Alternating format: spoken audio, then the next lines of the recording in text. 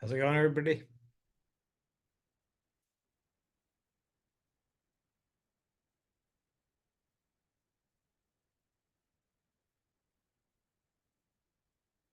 Thanks for showing up early.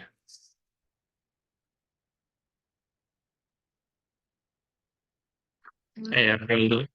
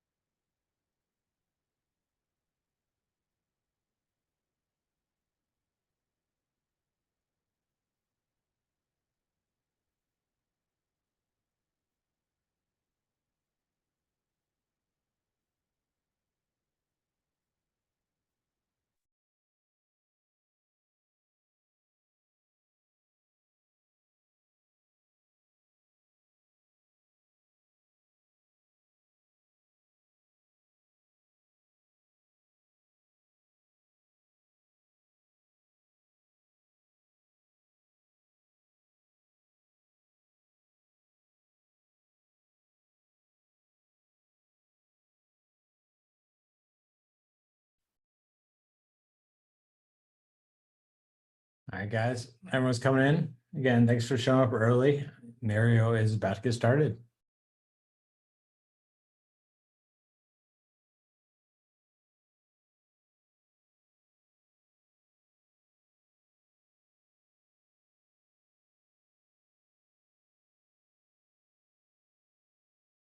What were some of your favorite takeaways from yesterday? Luke crushed it. Some of those AI prompts were just incredible.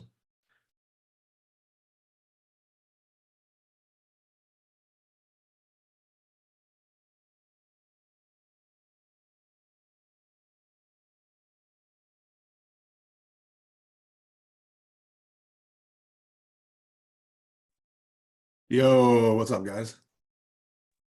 What's up, Mario? How's everybody doing? Good. Good. You enjoying the class so far? All right, Mario, you're the host. All right, cool. You guys enjoying the training so far? Nice. Nice. Loving it. Just getting started. I have some surprises for you guys too. Luke pissed me off too much, so now I got a couple extra surprises for you guys that we didn't talk about. But today is going to be the foundations first, right? Before we take any shortcuts, we got to cover the basics and know what the fuck we're actually doing, right? You can't automate what you don't understand. So it's going to be cool.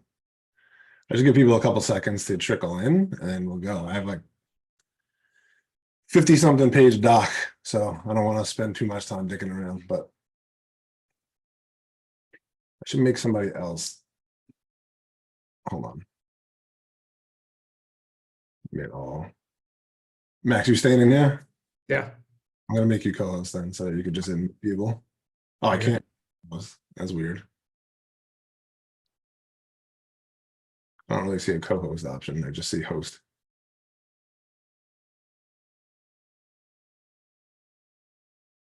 All right, whatever. I guess I'm gonna have to just admit people. That's weird. Maybe it is weird. All good though. We got 55 pages of stuff to share, so I'm gonna get going. Recording's on, right? Yep. Looks like cool. See people coming in.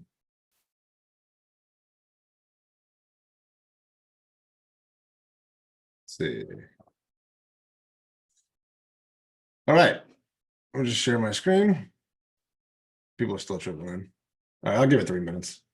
2:05, we're gonna move on without anybody. If they're later than 2:05, we're gonna have to So the first training should be in the process of being uploaded now into Circle.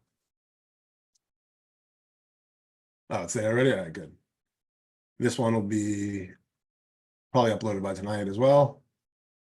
And then there's going to be extra resources coming too that you guys will find out about. So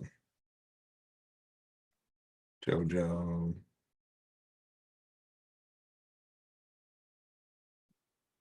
What's up, Brad?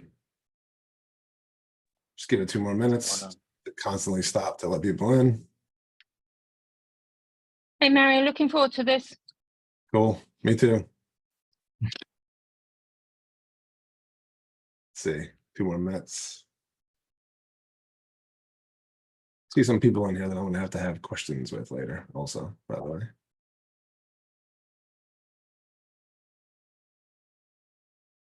People who maybe shouldn't be in here. Dun, dun, dun. Drama. No, I'm just kidding. We'll get to the bottom of it after. So, all right, 1 more minute. Let people in, and we're going to get going.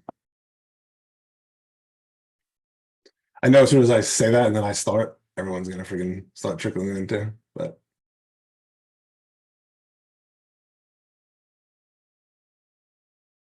Scott's coming in.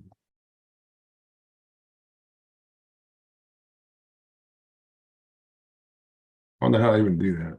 Participants. Let's see. Yeah, I'm probably not going to mess with that. Whatever. I'll just let people in every couple minutes. But we're good.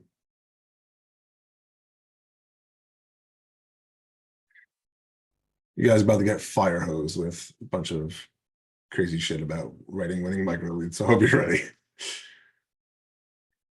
Sharing my screen. You guys could see, right? Yes. Cool. How's the size? Is it easy to read? Should I go bigger? Maybe increase it to like 150 something. That's fine, thank you. So far, yeah. Oh, even better. Thank There you. you go. So You never you never know what you're missing out on until you see, right? You never know what's better. Here we go. Welcome to the Micro Leads Masterclass. Today, I'm going to show you guys how changing 150 to 300 words of copy can often boost conversions by 30 to 50%. So you can turn mediocre offers into home run winners that scale and dethrone copywriters who are a lot more skilled than you. Would you guys like to be able to do that? Cheat your way to copywriting glory, right? What are most people in here anyway? You guys mostly copywriters, freelancers, offer owners, what? Just type in the chat. Offer owner and copywriter, biz owner.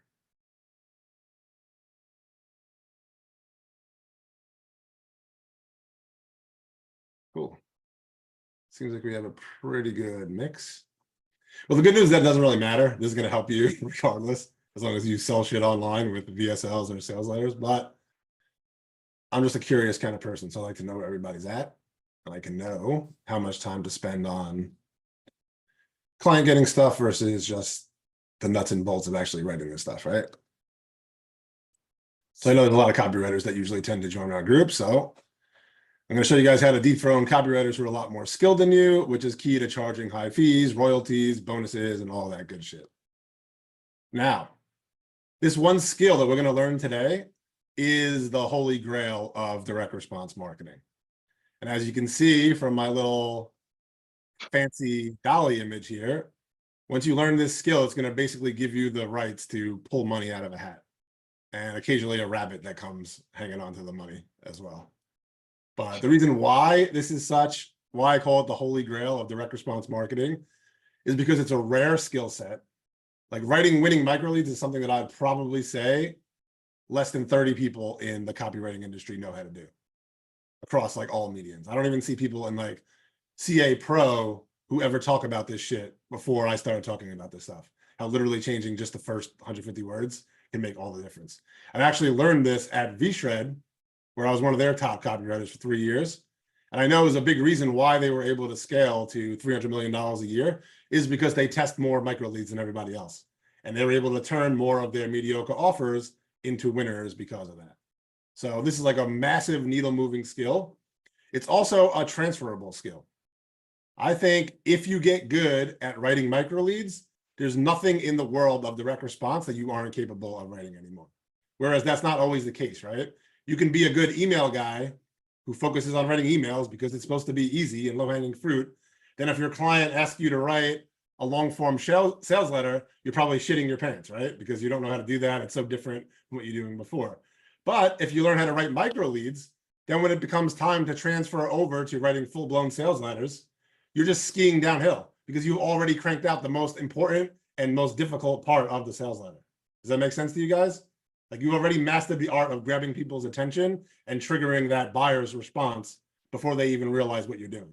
And the rest, like all you got to do, like I said in the sales letter for this thing, if you guys read that, once you have someone's attention and you stimulate that emotional response to where they're pretty sure they want what you're selling, it's not really generating the sale anymore. It's just don't go out of your way to fuck up the sale. As long as you don't do that, you're probably pretty good, which is why I was able to joke around with you guys in the sales letter, right? Just to prove the point. Like a lot of you are here because I got your attention in the first couple minutes, first couple seconds, right? I also think for copywriters that writing micro leads is the most effective way to land trophy clients. If I unblur my background over here, you'll see this is what my apartment actually looks like. Bunch of trophies of 8 and 9 figure clients that I was able to assemble by beating cold traffic controls for them. And the best way to do that is by writing winning micro leads. Why? Why is that better than writing long form sales letters? Well, first of all, it's quick to fulfill, right? Some people could take a month or 2 to write a sales letter. You can write a micro lead in 30 minutes, 20 minutes, 15 minutes.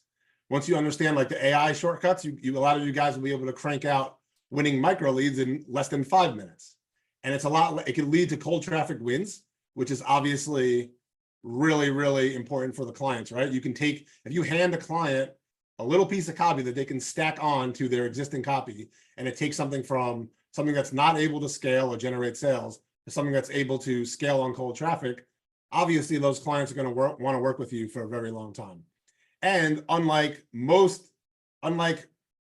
having to write a whole VSL for them, which is probably going to cost them $20,000, $30,000, $50,000 to get produced, right? If you're writing a whole new 60-minute VSL, they can literally just stack on micro leads with like cheap UGC content or simple automated AI tools, right? And get it tested that way for very little amount of money and just tack it on to the already existing VSLs. So the risk and work on their end is so much lower for the amount of upside that they're able to capture if you give them a winner. So you'll have much more leeway. They'll be much more open to working with you compared to if you were an untested copywriter who tried to just come in out of the gate and write them a full-blown VSL. Does that make sense to you guys? So it's like low risk, really high reward, low cost, which is why I think it's great. Now, this is a skill set that stacks on top of yesterday's training, okay? We didn't just have Luke telling you all this shit because Luke just wanted to talk out of his ass, right? The point is to set those foundations that way, show you how to grab attention, activate buyer agendas, because these things are major components of writing effective micro leads. And I'm glad Luke covered it so well, because if I had to explain all of it, there is zero chance we'd get through this training in 2 hours. Like I already had to cut a lot of stuff out of this training, which I'll talk about later, because there was no way we can get through it all, right? But now we can take the foundation that Luke set yesterday and build upon it and apply those broad foundational skills to a specific medium, right? Writing effective VSL and sales letter openings.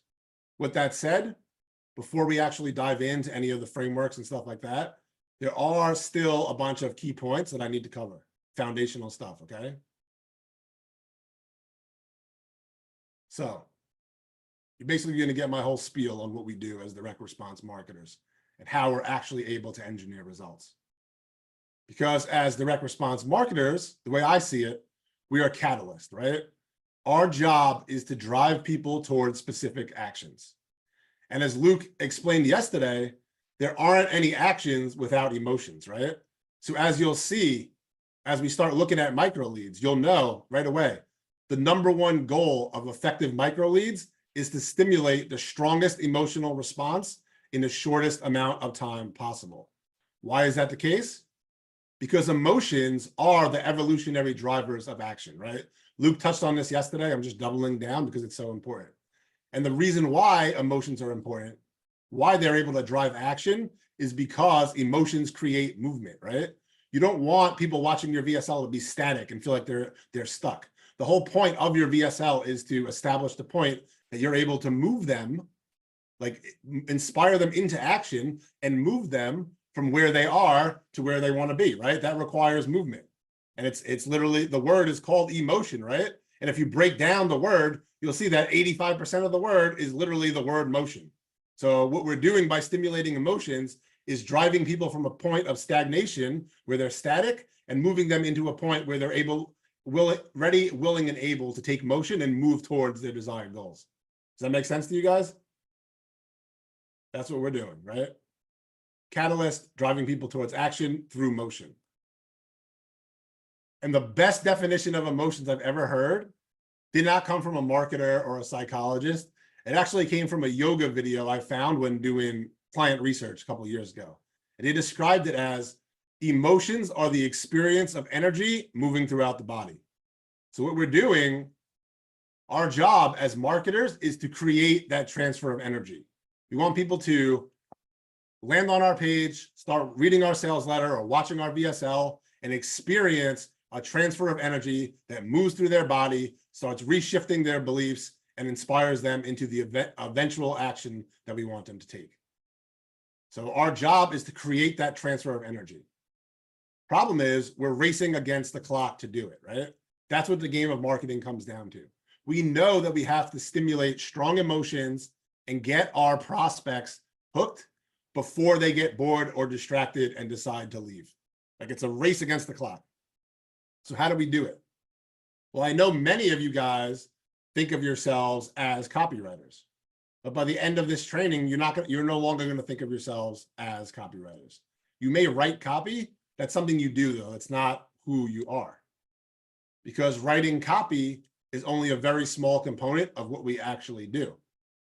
And if you want to become a master of commanding attention and generating powerful emotional responses that inspire people to take action, then you need to stop thinking of yourselves as copywriters and start thinking of yourselves as directors. But not just any kind of director, okay? What you need to think of yourselves as are directors of a very specific genre. And do you guys know what it is? Do you have any clue as to what you're going to become directors of? Jojo's guessing AI. AI emotion directors. Chris says dreams. Attention. Moving people to action. Scorsese of emotional persuasion.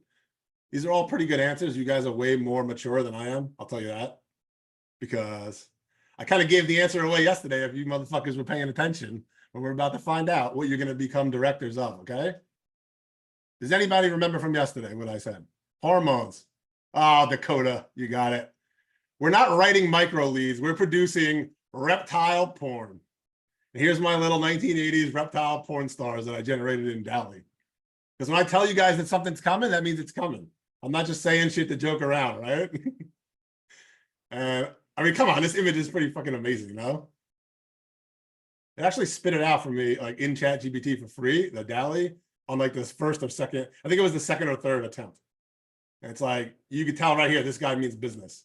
And I also mean business today with what I'm going to share with you guys, right? But yeah, porn's not a joke. I gave it away yesterday and I wasn't kidding. You guys are going to find out that a lot of the messed up shit I say is not a joke. Like it's coming. So just brace yourselves. Because the key to crafting effective micro leads is all about appealing to the reptilian brain, right? We're not trying to engage our prospects' logical brains. And so many copywriters screw this up. They make the mistake of trying to reason with their prospects or over-explaining their offers in the beginning of the lead. And there's plenty of time for that later, right? As long as your prospects actually stick around. But you need to earn that time. Nobody's going to come land on your page to get hit with some like audio encyclopedia of you explaining a bunch of shit they don't care about, right? they're not ready for a logical conversation because your prospect's logical brain isn't the one making the decision as to whether or not they're going to watch your sales video.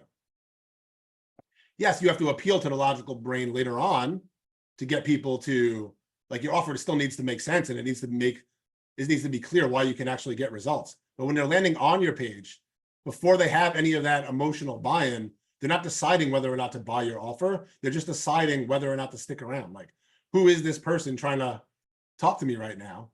And their decision to watch is almost entirely dependent on how well you activate their reptilian brain.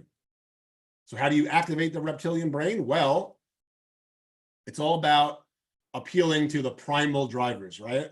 Their core wants and desires: safety, sex and love, food, money, power, social status, self-image.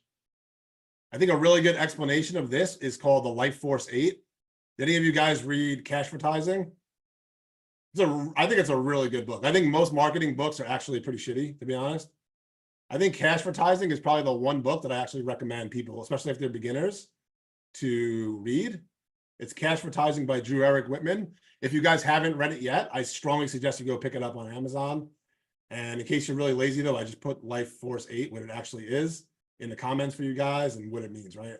The 8 key things. It's about survival, enjoyment of life, enjoyment of food, freedom from fear, pain, sexual companionship, comfortable living conditions, to be superior, winning, keeping up with the Joneses. As you guys get more and more advanced as copywriters, you'll realize that a lot of the benefits you'll be promising people are not just surface level benefits or even just emotional benefits. The better you get, the more you start naturally appealing to those identity level benefits, right? Who does your person want? Who does your person want to become? Who do they want to be viewed as? How do they want to be? How do they want to feel about themselves? How do they want to be viewed by others? Once you start tapping into that shit, it becomes like playing this game becomes way more fun, and more of the stuff you write starts to just crush. So definitely combine like the key reptilian appeals, the Life Force 8 kind of stuff, with the stuff we're going to talk to you today. And that was my crude, immature, funny way of explaining things, right? But I'm not going to let Luke have all the fun of getting into the science shit either, right? So let me go a little nerdy for you on a second and explain it the nerdy way. And I think the best way of doing that is through Daniel Kahneman's System 1 versus System 2 thinking. And like, it's kind of sad because Daniel Kahneman is like one of the best authors that I read personally. He really shaped a lot of the way that I write copy, and which is funny because he's not a fucking copywriter at all. What he is a famous economist who did a lot of psychological study. And I would have loved to get him on like a training inside Genesis to work through some shit, but unfortunately he passed away a couple of weeks ago. That selfish prick. He had to die before we were able to bring him in to talk to you guys. But no, honestly, like, super smart guy, really valuable. He taught me a lot about how people make decisions. And if you guys never read the book, Thinking Fast and Slow, I strongly suggest that you guys check that out as well. Plus, he also wrote another book that was more of like a medical, not a medical, but like a research paper on heuristics and biases, the psychology of intuitive judgment. You probably need Luke to read that and then explain it to you guys because it's super dense, nerdy shit. But as you guys will know throughout the rest of this presentation, that intuitive judgment is a really important concept, okay? It's going to form a lot of what we actually do as copywriters, especially under the lens of writing micro leads and grabbing attention, okay? So System 1 versus System 2 thinking. System 1 is that reptilian brain, right? It's subconscious effects that you get right away. It's before you don't even consciously process this, right? It's subconscious, it's intuitive, it's automatic, it's fast. You land on a page, you start getting hit with a marketing message, you feel some kind of emotion being triggered in your body. As you guys will see, a lot of times you don't even know what that emotion is yet, but you just know that you're feeling something, which is going to subconsciously cause you to stick around for those key couple seconds to allow the rest of the marketing message to set in. And System 2 thinking is the complete opposite, right? It's conscious, deliberate, rational, and slow. It's appealing to the pure logical processing brain where things have to make sense in order for people to continue. So I became 10 times better as a copywriter since AI was released. And it's not in the way that a lot of you guys think, because it literally has nothing to do with using AI to write copy. Like, I'll show you guys how to do that. It's not a big deal at all, right? I have that down to a science by now. But I do want to explain some of the journey to you guys, because I want to give you like a really deep level of human psyche that nobody else has been teaching at all. And I know that for a fact, because I buy everybody else's shit, hoping that they're going to teach me something new, and I just don't fucking find it. So I'm going to have to teach it to you guys here today. So my improvements from AI came from figuring out how to communicate with the AI. Because let's face it, right? When it comes to thinking, these large language models are still pretty basic. Yeah, and like it gets more and more exciting, right? Their ability to reason, it gets better with each improvement, right? GPT-4 is a hell of a lot better than GPT-3, which is a hell of a lot better than GPT-2, which I never even played with. And I'm sure like you guys notice the difference between the early versions of Claude and then the versions of Claude that are operating today, right? It can emulate and imitate reasoning a lot better. But these systems are still mostly operating at system 1 level thinking. They're used for generative prompts. They're not really doing a lot of strategizing. They're just basically taking the inputs you give it, analyzing it all. Like you put words into the machine, they don't even know the words. Like they don't even understand the actual words. They don't speak in word kind of language. What they do, the words are just symbolic representations to them, right? These machines are built as pattern recognition machines. They're trained on tons of data. They break the words that you input into them down into little mathematical tokens, and they match the tokens that you give them with all the tokens of the data they were trained on. So when you type in your inputs, they start searching their database and they start pattern matching to generate the best guess of the answer you're looking for. It's a guess.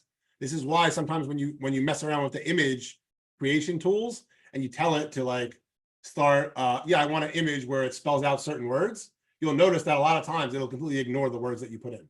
Sometimes it'll get it right. Sometimes it won't even get the fucking language right. And it'll just put like a bunch of gibberish, which you guys will see in one of my prompts that I try to get cute with later. But basically, like, obviously there's no way for AI to read 2, 3, 4,000 word prompts in 2 seconds, right? Like some of the complicated prompts that we build in. So all it's doing is breaking the prompts down into tokens instantaneously, and then giving us our best guess of what the output is. It's matching inputs and outputs. So why am I wasting time talking about this boring shit to you guys? Any idea? I want to see all the guesses so I can tell you guys how wrong you are. But no. You want to see what it wants. You want to work with what it wants, right? Becca got it. Becca is pretty smart because our brains work the same exact way. That's what I realized. Our brains work in a very similar way to the AI itself. And I know we like to think that we're all these unique creatures. And it's true, right? When we're talking about our souls and ability to love and all that stuff, right? But when it comes to how our reptilian brains work, which is what the focus of this training is, we're really just advanced AIs in fragile, fleshy shells. We don't actually operate in words either. The words to us are just symbolic representations, okay? Just like how AI uses tokens. And thinking of it that way, the words we communicate with are simply inputs.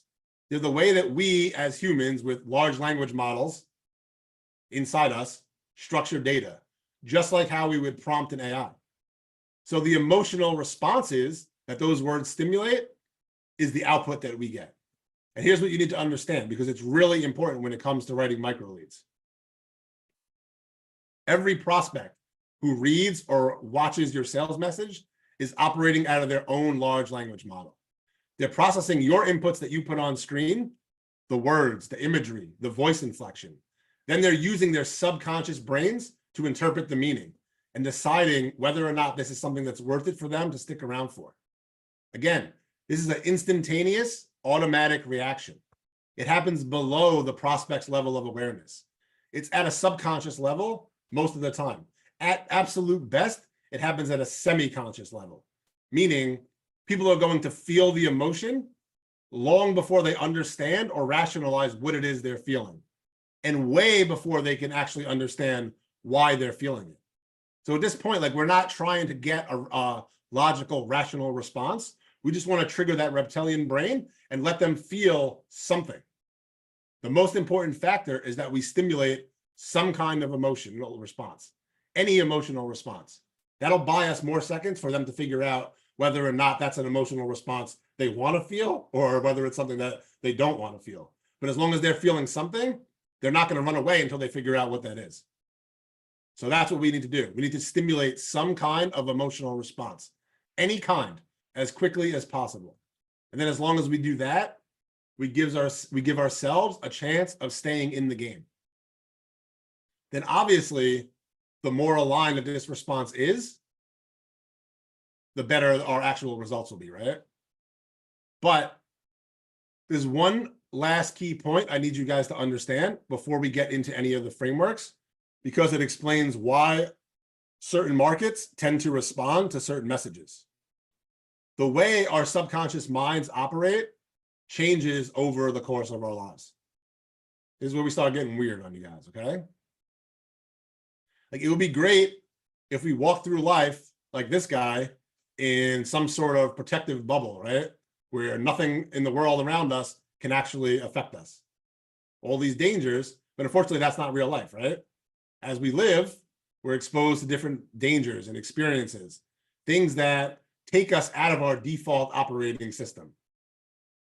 So we don't get to walk around all day in some protective bubble, right? And you know how certain AIs and large language models can be trained on personalized data, which changes their outputs? Like, you hear about it before, right?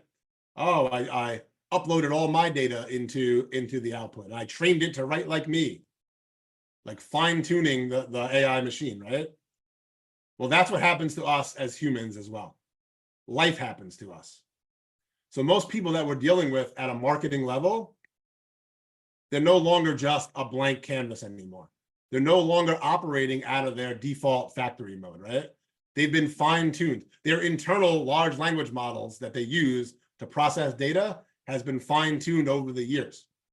So while it's true that there are certain biological and evolutionary psychology principles and desires that are found in all humans, when you're talking to prospects in different markets, you're not just dealing with the base human anymore. You're also dealing with the result of their conditioning, the beliefs, the biases, and instincts that your prospects have developed over decades of life experience. And that's what's interpreting your message. You're speaking to all the layers that your prospects have accumulated over the years and the base level human that's hiding underneath all those layers. Does that make sense to you guys? Cool. Cool. Now, obviously I can't possibly get into all the market specifics on this training, right? I can't break down every single thing that drives people in hundreds of different markets. We'd be here for a week. We can do entire training series on that kind of stuff. And we will do that throughout Genesis, right? I have plans on bringing in, the lizard brain. We're always communicating with the lizard brain, but the way the lizard brain functions actually changes over time based on people's unique life experiences. So like certain aspects of the lizard brain become more important to it. Like different buyer agendas start becoming more and more powerful and more quick to act based on which ones have been prompted throughout that person's life. But anyway, like I was saying, in Genesis, I'll bring in copywriters who specialize in different niches to tell us exactly what makes those markets tick. Like the buying agendas that Luke was talking about yesterday. Like if somebody's used to being hurt and damaged, their doctor is going to be more protective of them and take over and try to keep them from self-harm. If it's someone who's had their heart broken a lot of time, it will be the nurturer taking over, right? It'll be like they're molded by their experiences, basically. So I'll bring in different copywriters who specialize in different niches to give like cheat sheets of what makes those markets tick. And obviously in the meantime, you guys can use like prompts like the Build a Better Buyer and then Luke's buying agenda prompt, which can help make sure you're at least on the right track.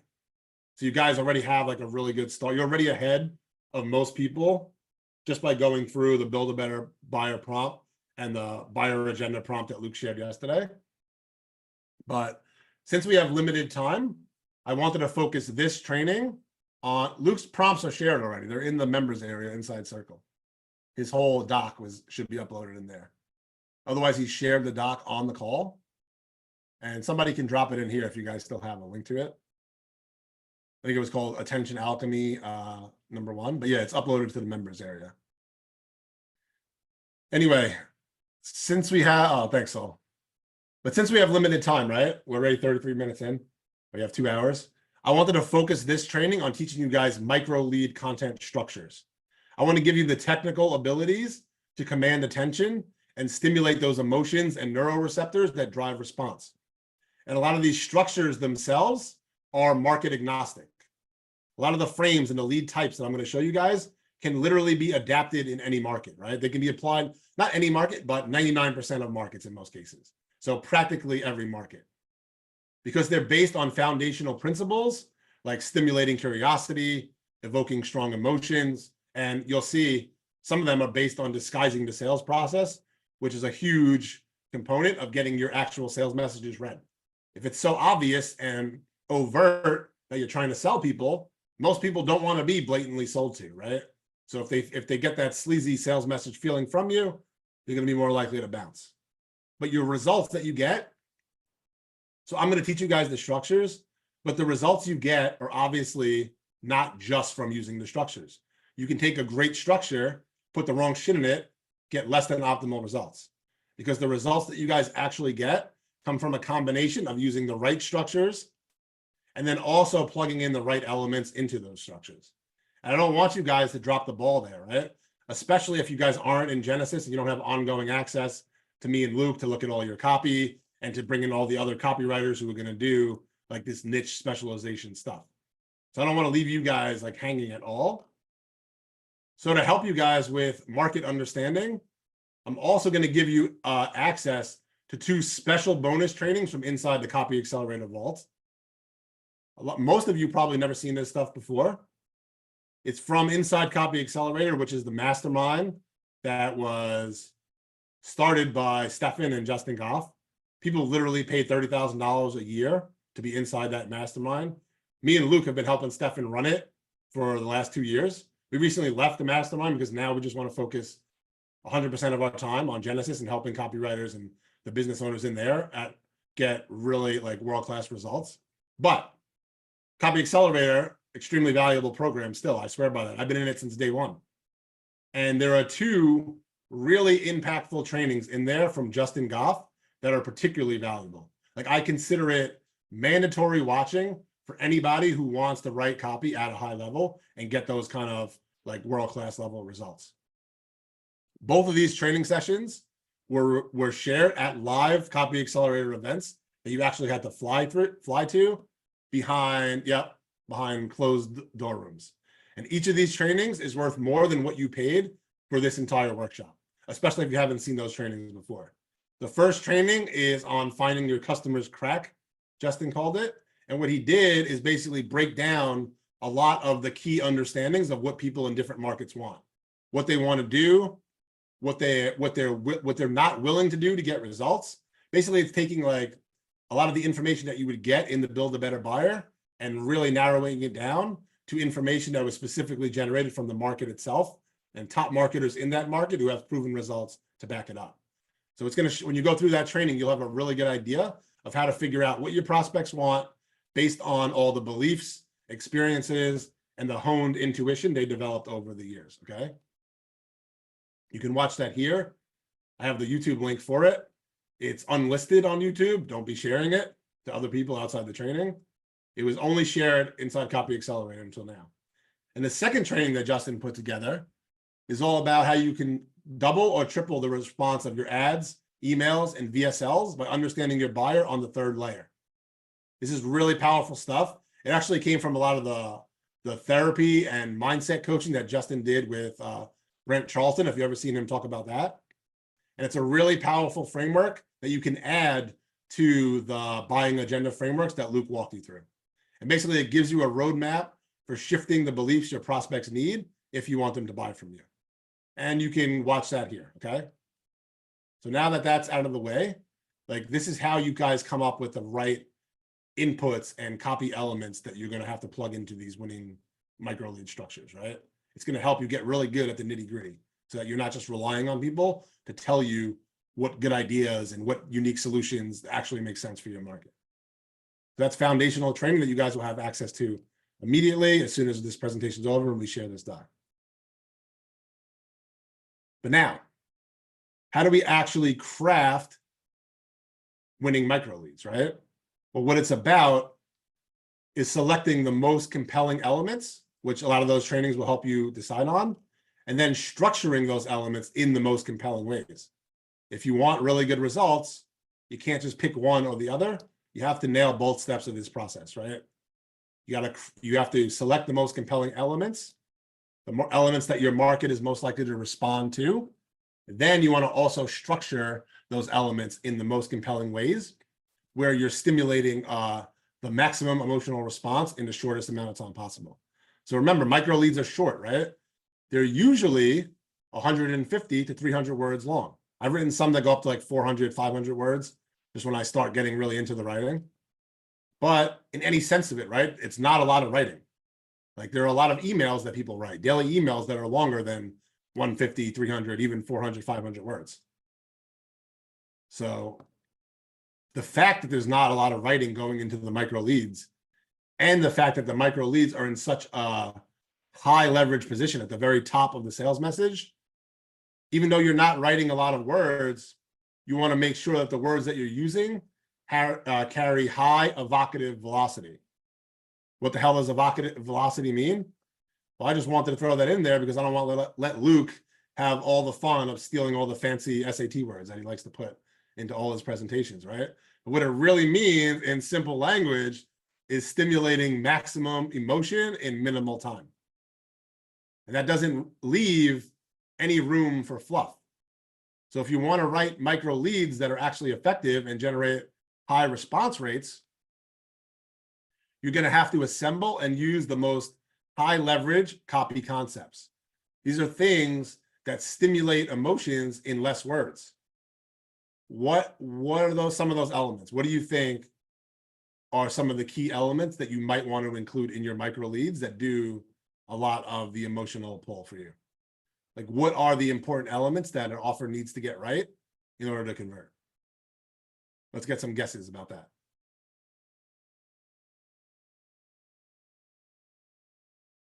Does anybody know? Like if we're breaking down pain points for sure. Who are you, Zoom user, by the way? That name has been freaking me out for the last 2 days now. Identification, yeah, that's part of like making your thing relatable. Your pain points are a good one. Your promises are a good one. Being able to punch in the gut, right? That's getting that punch in the gut is actually a result of stimulating that emotion, right? That's what people feel when you generate that emotional response. So I'll tell you guys some of the actual emotions, like some of the actual elements that we're going to be looking for, right? Is the copy addressing an urgent pain point that's actually important to the market? When people hear pain points, it doesn't mean you just have a blank slate to talk about whatever the hell you care about, whatever you feel like talking about. No, it needs to be an urgent, pressing pain point that your market wants solved now, and that pain point needs to actually be important to the market.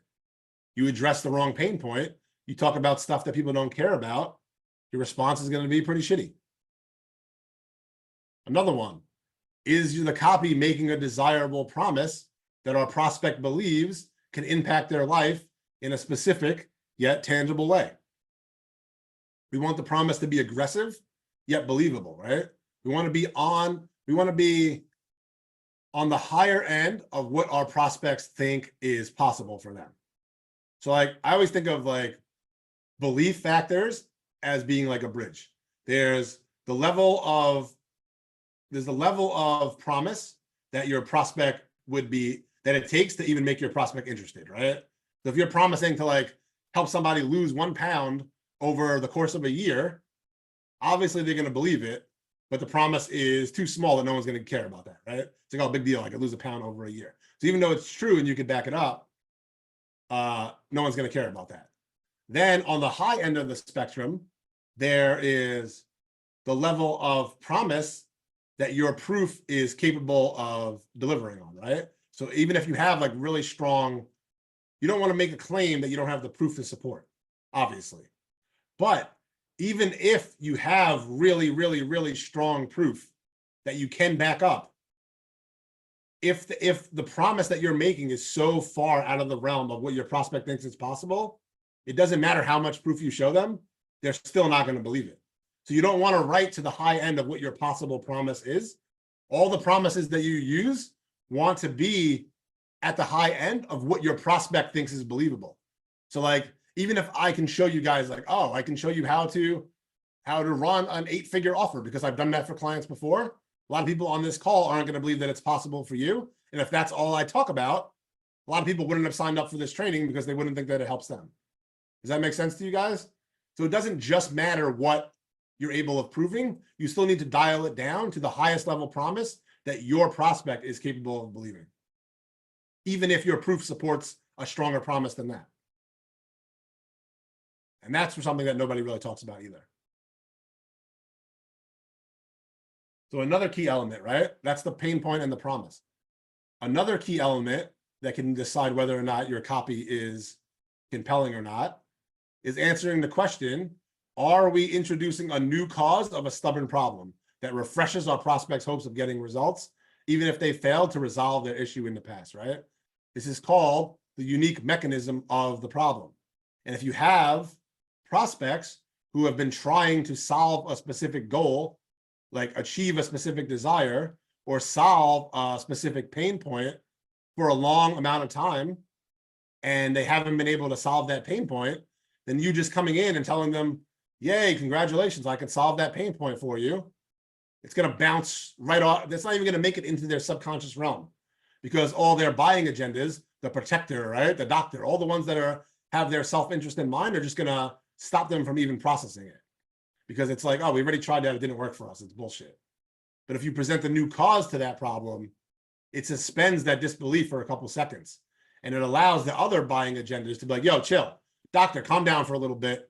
Let's hear this guy out and see what he's talking about. Maybe it can actually help us. So like it gets your other buying agendas to gang up on the doctor and like put some tape over his mouth for a few seconds so that the other agendas can give you a chance to explain to them. Does that make sense to you guys? Cool. So the new cause, that's the unique mechanism of the problem, right? It suspends disbelief. Another thing is, are you introducing an exciting and compelling unique solution that delivers the desired results in a novel and superior way? If I'm trying to lose weight and you sell me a protein powder or whatever it is, Garcinia cambogia, something that people have been selling for 15 years now, I don't care how much time you spend dressing up your letter. If that's your unique solution, yeah, 90-minute workout, right? Some shit that I don't want to do. It doesn't matter how good your copy is. If your solution sucks, I'm not going to want it. I'm not even going to give you the chance to sell me on why it's good for me because I'm already psychologically and subconsciously tuned out to your solution. It's like, nope, my buyer agenda said, fuck that. We've been there, tried that. Shut this guy up. Get out of here.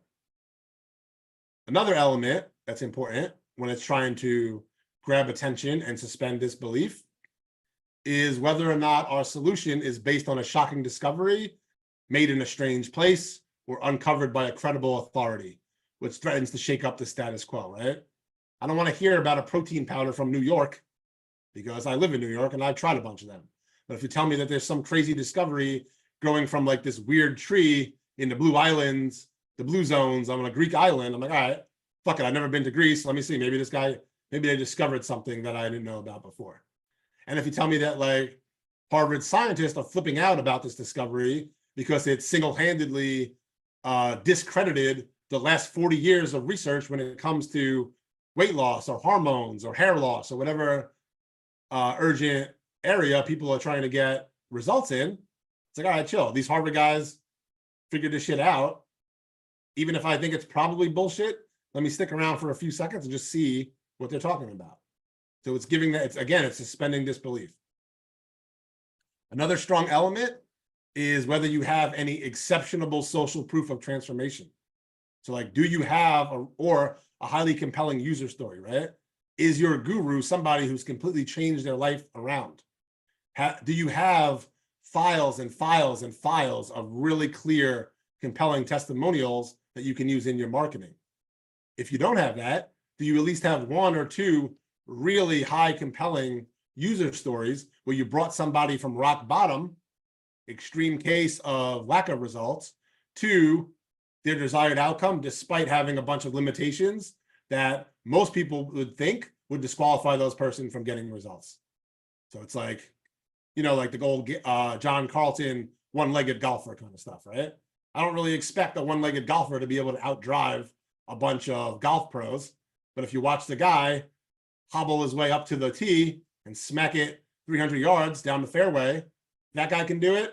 Most people watching the VSL can think, all right, I can probably do somewhere as good as this guy, right? Maybe not as good, but if he could do it despite his limitations and I have less limitations, I could probably do a pretty decent job of that.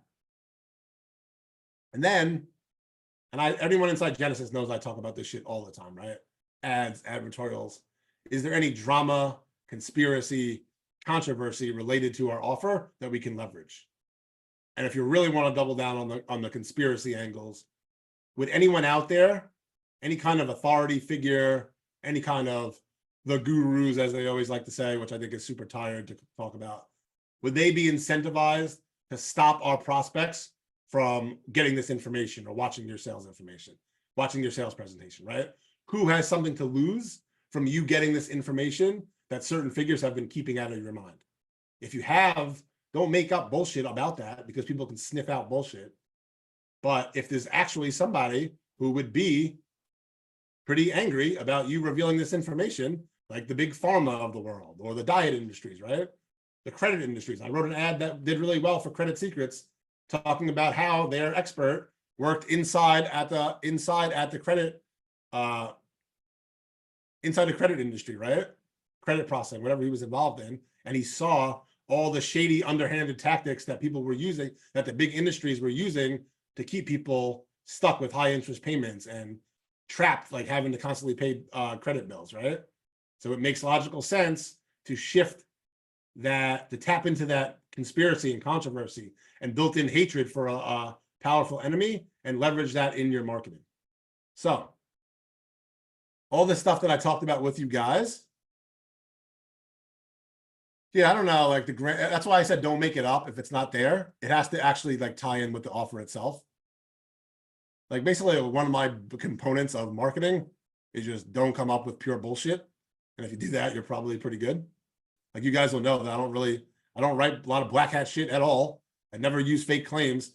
I don't use fake stories. Everything I write is either going to be 100% real or dramatized enactment of what was actually real. And all medical claims and shit like that I use is always substantiated by real medical journals, right? It has to pass legal and compliance.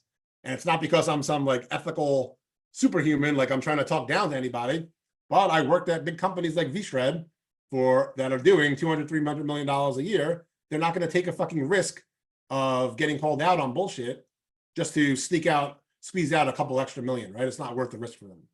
So I really got really good at writing fully compliant copy that uses the truth to still make compelling arguments. And that's what I suggest for people. Anyway, besides the ethical rant for a second, right? All these elements above that we talked about are a strong starter list of specific elements that you can feature prominently in your micro leads, right? Good micro leads are probably going to want promises or problems, unique solutions, shocking discoveries, social proof, drama, controversy.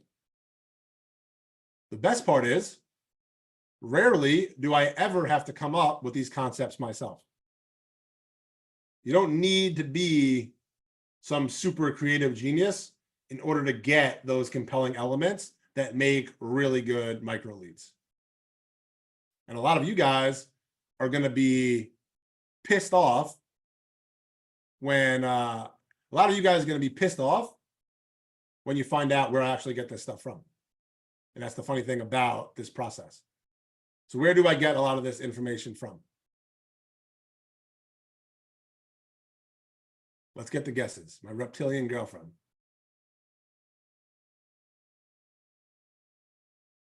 Swipes. Swipes are good. AI can help. swipes of winning messages can be good, right? For sure. Being in the trenches, yeah, a lot of it comes down to experience. But here is the simplest reason that's going to piss off a lot of you guys, especially a lot of you guys that have been spending a lot of work slaving over trying to write sales letters that convert, and they haven't been converting for you guys. Because I could just come in, look at your shitty old non-working sales letter, steal your shit and make it work. I'm going to show you guys how to do that in a second. Because that's the funny thing about this process, right? And it explains why I think crafting high converting micro leads is pretty easy skill set to pick up on, especially if you're coming in to increase conversions on sales letters that already exist.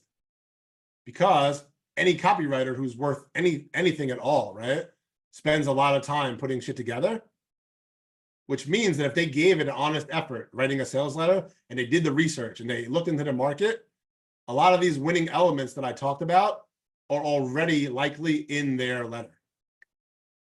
They have a lot of this stuff regardless. Like, even if they're not great copywriters, as long as they didn't go out of their way to fuck the letter up, they're going to have some of these elements in their letter. Most letters are going to address problems, right? Copywriting 101. Most letters are going to introduce unique solutions. Most letters are going to have some form of proof and unique mechanisms. But what a lot of copywriters lack, even the good ones, is that evocative velocity. And Luke's here now, right? I told Luke I'm going to throw in a couple of Luke, I told him that I was going to throw in a bunch of fancy SAT words, so I don't have to feel bad about myself after going through your presentation. So evocative velocity, right? That's what copywriters lack. They write some good shit in their 10,000 word sales letter, but they write it as if they're playing with the shot clock turned off. Basically, it's like they have a sense of entitlement, right? They feel like they're entitled to their prospects' time and attention, as if their prospects are like signing some unwritten contract that just because I landed on some idiot sales page means that I'm committing to giving them 30, 40, 60 minutes of my time and listening to their full sales message. But we all know that that is not the truth, right? Where is that noise coming from? Who is Somebody called M Somebody. has got his mic on. Who is it? Matt, your harmonies are beautiful. He's getting me kind of fired up. Like I'm writing to a soundtrack, but we'll mute him. Anyway, they write like they have all the time in the world. So what they do, because they're like, oh, fuck it, I'm just going to warm up, right? I'm just starting my copywriting. I'm going to warm up. And they end up burying a lot of the actual compelling stuff deeper into their letter in VSL, which sucks because they spent a lot of time probably coming up with all that cool shit. And because of the fact that they take too long to get into it, they might as well just not even come up with it at all because nobody's ever going to see it. Since they failed to stimulate the emotions from the absolute beginning of the sales message, most people were already mentally checked out, right? Their prospects get bored, they're left unstimulated, and they click away. And like, I actually feel guilty about this shit. I can't even tell you how many times I've taken someone's existing sales letter VSL. Clients came in, they hired me, paid me $25,000 to write a control. Instead of doing a bunch of work, I was like, all right, cool. Let me look at your control that wasn't working. Spend a little while going through the control that wasn't working. Skimmed it for the elements that jump out to me as exciting. And then all I did was take those elements that were buried on page 3 or page 7, or God forbid, page 14. Maybe if Luke wrote it and put all his crazy good shit on page 14. And all I did was just fucking copy and move that shit to the top of the letter and end up beating the control. I didn't really have to change any of the actual skeleton and structure of the sales message. Like most of the time I do it anyway because I'm a sick fuck perfectionist and I always think I could do better than anybody's like mechanisms and all that stuff. But I'm telling you, like if I'm in a rush and I see those elements that are on the page that I know have the potential to be a winner, I'm not going to waste my time and energy trying to reinvent the wheel just out of personal ego. I'm going to take those elements that nobody saw that have potential to convert, and I'm going to move that to the very top of the letter. And what I'm going to do is usually end up beating the control. And I'll give you guys an example of this. And this is not an example pulled from a shitty client. Like I'm talking about shitty examples here. This one is actually good. It was actually performing. It was a 9-figure client and they actually tested a bunch of leads in the past. So like they didn't just come up with this lead. They iterated their way to this lead. They tested multiple things. This was actually the winner on their traffic after testing a bunch of shit. I call it the just like you micro lead. And I see people run it a lot. It's not usually my favorite. Probably not even in my top 10 favorite micro leads, but I'm going to talk to you guys about it. Okay. So I'm going to show you how they had their copy. It starts like this. Hi there. You might not know me, but we have a lot in common. See, for years, and I want you to just pay attention to this stuff. Don't even try to analyze it. Just listen. See if you feel any kind of emotions from this and tell me what kind of emotions you feel, if any get stimulated, okay? So it goes, hi there. You might not know me, but we have a lot in common.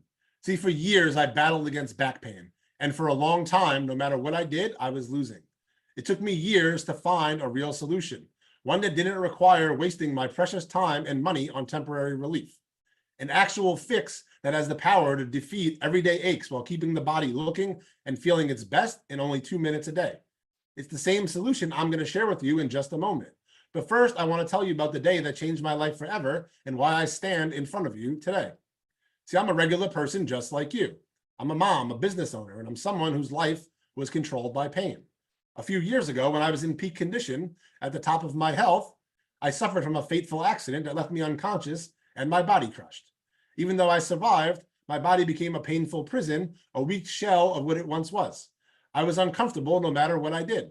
I couldn't even get more than 3 hours of sleep a night. As a mother of 2 and a business owner with people counting on me, I felt helpless. It hurt to get out of bed. Picking up my 3-year-old daughter and 1-year-old son became a painful challenge. It got so bad some days, I couldn't leave the house. Couldn't work.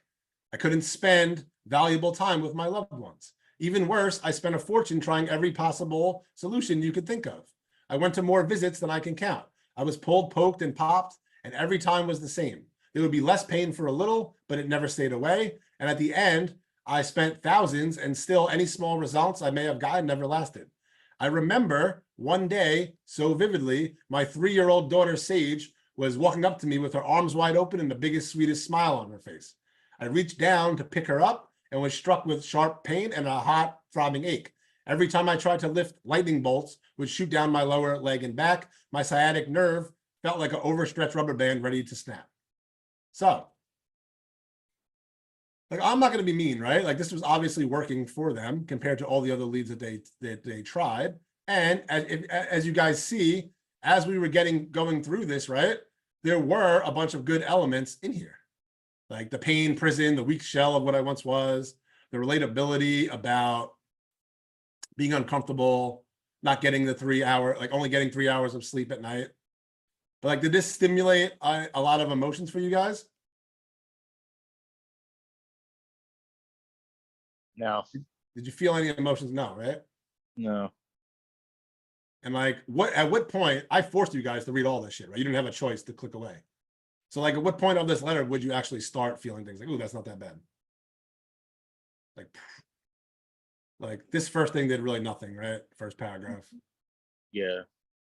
Pain prison, I thought was kind of okay. Paragraph Yes. 3 Not bad. started to get more relatability. Mm, Exactly. I have back pain too, Alan. Like I literally have 4 herniated discs since high school. And when I got down here, my 3-year-old daughter, Sage, was running up to me with her arms wide open. This was the first thing in the actual sales letter that gave me like a visual image, right? I was like, oh my God, there's emotion around that. I could Yeah. see that. And if I'm seeing a story play out, like they said, like a picture is worth 1,000 words, right? Well, Luke, what the fuck is a video, like a scene worth, right? Like a motion scene. Remember I told you guys, emotion is motion, right? 85% of the word emotion is motion. So whenever we can dial in on something that transfers energy and causes that motion to action, like that's going to carry way more emotional weight, and it's going to hit that evocative velocity way more than what you can with just words alone, right? So I thought this was okay. It wasn't terrible, right? It was performing. So I was brought in to do a beat your control on this project. And like always, I personally start by reading the existing letter. I know a lot of copywriters say that they don't like to even look at the controls because they don't want to be influenced. I've been doing this shit for 12 years and I'm extremely fucking stubborn. So nothing I read is going to influence me anyway. I'm always going to think that I could do it better, but I don't want to work. I'm also extremely lazy. I don't want to work any harder than I have to.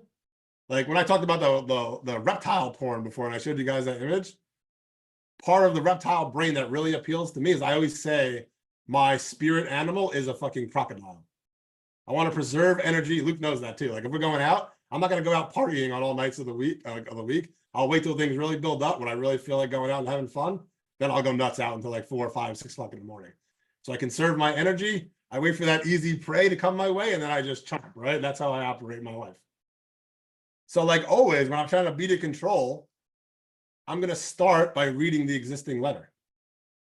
And when I started to read this control, like many of you people, your actual reaction, I didn't really feel any emotions until I got to the story of the daughter. I don't have kids, right? Personally, not a parent. I do have 2 nephews who live with me. Like them and my brother live upstairs, right? And I have 2 nephews that I'm really close with, but I don't have kids of my own. Yet that image of a smiling little daughter running over for a hug and then getting terrified by her mom's pain, I don't know why I wrote same, stuck right out to me, right? It was a visual that played out in my head. It carried a strong evocative response in me. And I saw opportunities to take that same true story, since I already told you guys I don't make shit up, and then crank up the emotional drama around that story. So all I did was build a micro lead around that. And what I want you guys to do now is pay attention to this version of the lead. Actually, hold on. Let me cheat a little bit. Do I have it? Oh, cool. This is an actual control. So you rather hear it from the VSL itself? Cool. So we'll stop whenever it gets to 0 hesitation, okay? This is an active control that's on their page and everything, right? It's running. Spoiler alert, it beat their control. It's on their homepage now. Anyway, I want you to just take the same feeling, right? Don't even actively judge the copy. Just see if you feel any emotion being generated in your body as you go through this. And just give me the thumbs up right away once I hit the play button so you can see it. Just let me know you can hear it. Can you hear the sound? No sound? You gotta, when you share your screen, you gotta select for sound. Okay, hold on. So I go to, I have to pause it and then bring it back? Yeah, pause it. And then when you go to select it on the bottom left, there'll be a little checkbox to share sound. Click here, advanced sharing options maybe. Hold on. Well, Mario's figuring that out. Usually they should, yeah, go ahead. One thing I was thinking about this morning is like, so anyone know how big the entertainment industry is, like Hollywood, the film industry? Let's say even globally. Huge. Yeah, not trillions, but it's about 100 million or 100 billion, which is pretty damn big. Anybody know how big the wedding industry is?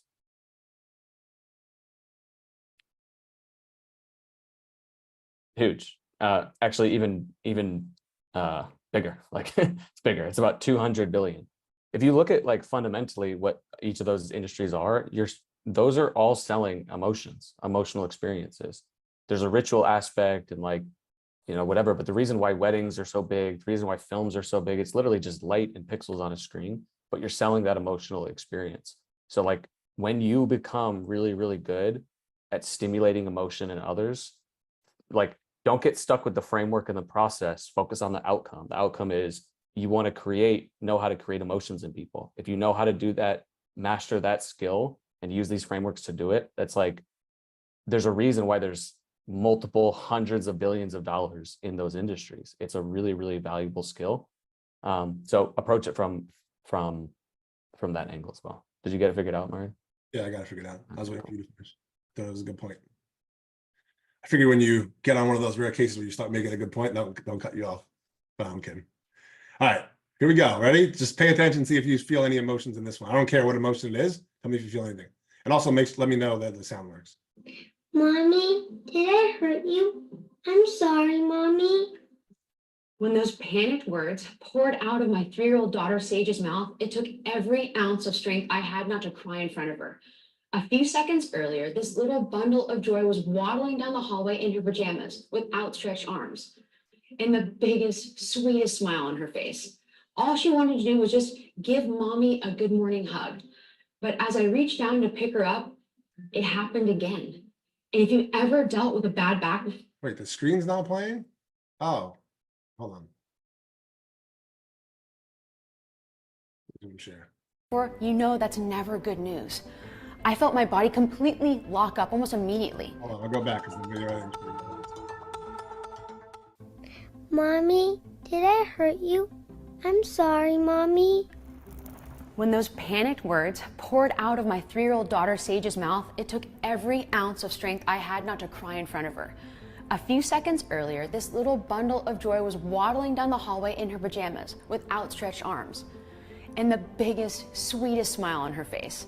All she wanted to do was just give Mommy a good morning hug. But as I reached down to pick her up, it happened again. And if you've ever dealt with a bad back before, you know that's never good news. I felt my body completely lock up almost immediately. Then, as an excruciating jolt shot from my legs all the way through my spine, I couldn't help but let out a scream, which caused my precious little girl's lips to quiver in shock, and I slowly lowered her to the ground and collapsed onto the couch. And in that moment, the only thing worse than all the pain and stiffness raging through my body was the guilt I felt for upsetting my daughter.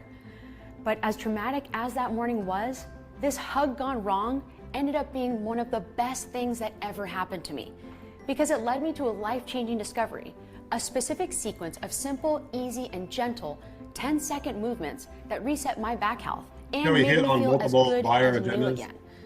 Thanks to this 10-second spinal reset sequence, want all of I was them activated. finally able to put an end to all the years of frustrating flare-ups and get back to actually living life, where I could walk and run and lift and drive and bend and play with my kids and give them the biggest hugs with zero hesitation.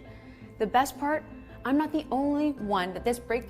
So I'll stop it there. That's the micro lead, and then it just cuts back into the regular lead, which is like social proof. But do you guys feel like a big difference from that, emotion wise? You do, right? What kind of emotions were you guys feeling through that? Like, you know, it wasn't just back pain, right? Obviously. The lead really had nothing to do with back pain until. And you notice how, like, just by activating those buyer emotions, you see how it did like a better job of making our spokesperson relatable and being just like you without having to say, I'm just like you. Like, we actually related to them through like shared human experience, right?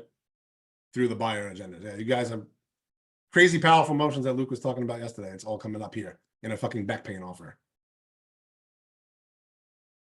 It's like, anyway, I don't want to spend too much time on this one because I actually did a 2-hour breakdown on this VSL for Genesis on Monday, talking about like why I picked the different things that I did and like why I structured the things the whole way. And I'm not going to break down a whole 60-minute VSL here, but I'm going to get this Genesis training uploaded in the workshop members area for all you guys. So if you want to see like how I actually structure the Beat Your Control from beginning to end, I think I was on there for like a little bit over 2 hours, right? Breaking it down. And I'll share the whole video with you guys. But I think it'll be super valuable. And I have a lot of stuff that I don't want to really waste too much time on today. So yeah, I changed a lot about the copy because I was paid to rewrite it. And they were going to be like, what the fuck if I just gave them 3 lines? But truthfully, I could have just taken those top 3 lines. This stuff right here, right? Mommy, did I hurt you? I'm sorry, mommy. It took every ounce of strength I had not to cry in front of her. Like even just this, right? Just these 3 lines right here. And I could have just pasted that on to their existing VSL. And I guarantee you, I'm very confident that it would boost the conversions of that existing VSL. Because like I said, I didn't make up the story of the girl. I told it in a more dramatic way right from the jump, but the story was already in the VSL. It was just buried on paragraph 4. And I think there's more emotion in like those words and those, even those 3 lines alone, than the whole 4 paragraphs they had in the original one.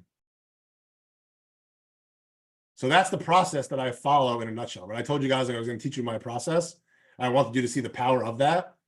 Every time I'm trying to beat a control. So like if you guys are beating controls for clients, if you want to start writing micro leads for people that have offers that were either working or were close to working or weren't able to work at all, a lot of times you can get the value, like you can find those winners, the home run winners, just by looking through the existing sales letter and finding the emotional shit, finding the buyer agenda that they activated way too deep into the process and just bringing it into the top so that that buyer agenda is working with you, like getting the other buyer agendas to watch the video, campaigning for you, instead of being like that annoying asshole who's like trying to be like, oh, we don't want to watch this, guys. Let's just go. Let's move on. You want allies from the different buyer agendas, right? Like I said before, if you get the rest of them all beating up on the doctor, it takes the doctor's power away. The buyer agendas are all the things that Luke talked about yesterday, right? The nurturer, the doctor, the protector, all the people, all the personality types that are assigned to those reptilian appeals. The Life Force 8 kind of stuff, right? And so that's what I do, right? I find the most compelling elements that jump out to me before I do any additional research. I look for things that stimulate an emotional response from me, any kind of emotion. It could be anything like, ooh, that's interesting, or oh, that sounds painful. I don't care. I just want to feel something. And I know that if I feel something, either of those can work, bring it to the top. And I know that as long as I'm triggering some kind of emotional response in the first few seconds, nobody knows whether or not the lead's going to work, right? But at least you give yourself a fighting chance. So at this point in the process, all I'm doing is emotion hunting. And I put together this cool little image in DALL-E because I'm a great image guy, right? This is what I told you before, by the way, about freaking AI only understanding tokens and not words. So like I put in the 5 main emotions that Luke was talking about. And then it did fear and disgust. And I think it got anger pretty right. Then over here, I think it started calling me a homosexual or something. And then this one's not even in a different language. I don't even know what this is. So, oh, I guess this is supposed to be GLA. I don't know. I thought the parrot was just talking shit to me, but I don't know what this is either, right? But that's what I told you. Like, it doesn't matter. You don't talk in, the AI and the human brains doesn't really worry about the words. It worries about the patterns and symbols attached to the words. And that's why you want to use imagery and motion in your actual writing, right? The words themselves are just a way to transfer the emotion. So when you're going through controls, looking for good ideas, you're just doing your emotion hunting, right? You're looking for the raw materials and the inputs that you can then match to different micro lead frameworks. So now, an hour and 15 minutes into the training, let's actually go into some of my favorite frameworks. And the reason they're my favorite frameworks is not because I'm sentimental to them. Trust me, I do not care. They're my favorite because they work over and over again in different markets, right? So let's get a fundamental understanding of why and how some of these different micro lead structures actually work. So 7 of the most powerful micro lead frameworks, that's what we're going to cover now. But I don't think this would have been valuable to you guys if I just led off with this and didn't understand that you didn't have an understanding of what we were trying to accomplish, the actual goal of the emotions, and then showing you that before and after example of what it can look like, right? So micro lead number 1 is the anti-mechanism. Why is it powerful? Because it allows you to leverage all the built up awareness in a given market and then use that awareness to easily establish your solution as new, unique, different and superior. Like this training, right? We talk about attention hacking. We're looking for those symbolic shortcuts that allow you to create emotional responses as quickly as possible, right? On a subconscious level. Well, the reason why using anti-mechanisms is so powerful is because it allows you to hijack all the time that your competitors have spent educating the market. And then you reap the rewards by offering your customers what they actually want. And oftentimes, what you're going to be offering is usually the exact opposite of what other people were telling them is the solution.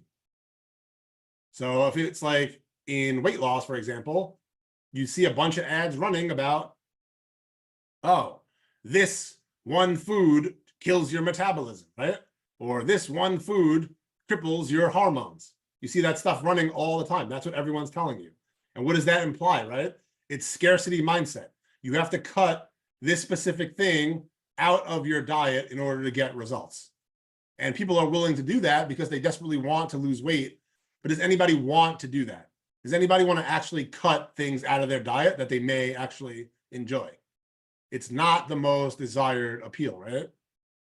So if everyone's using that same mechanism, you guys probably see the opportunity here.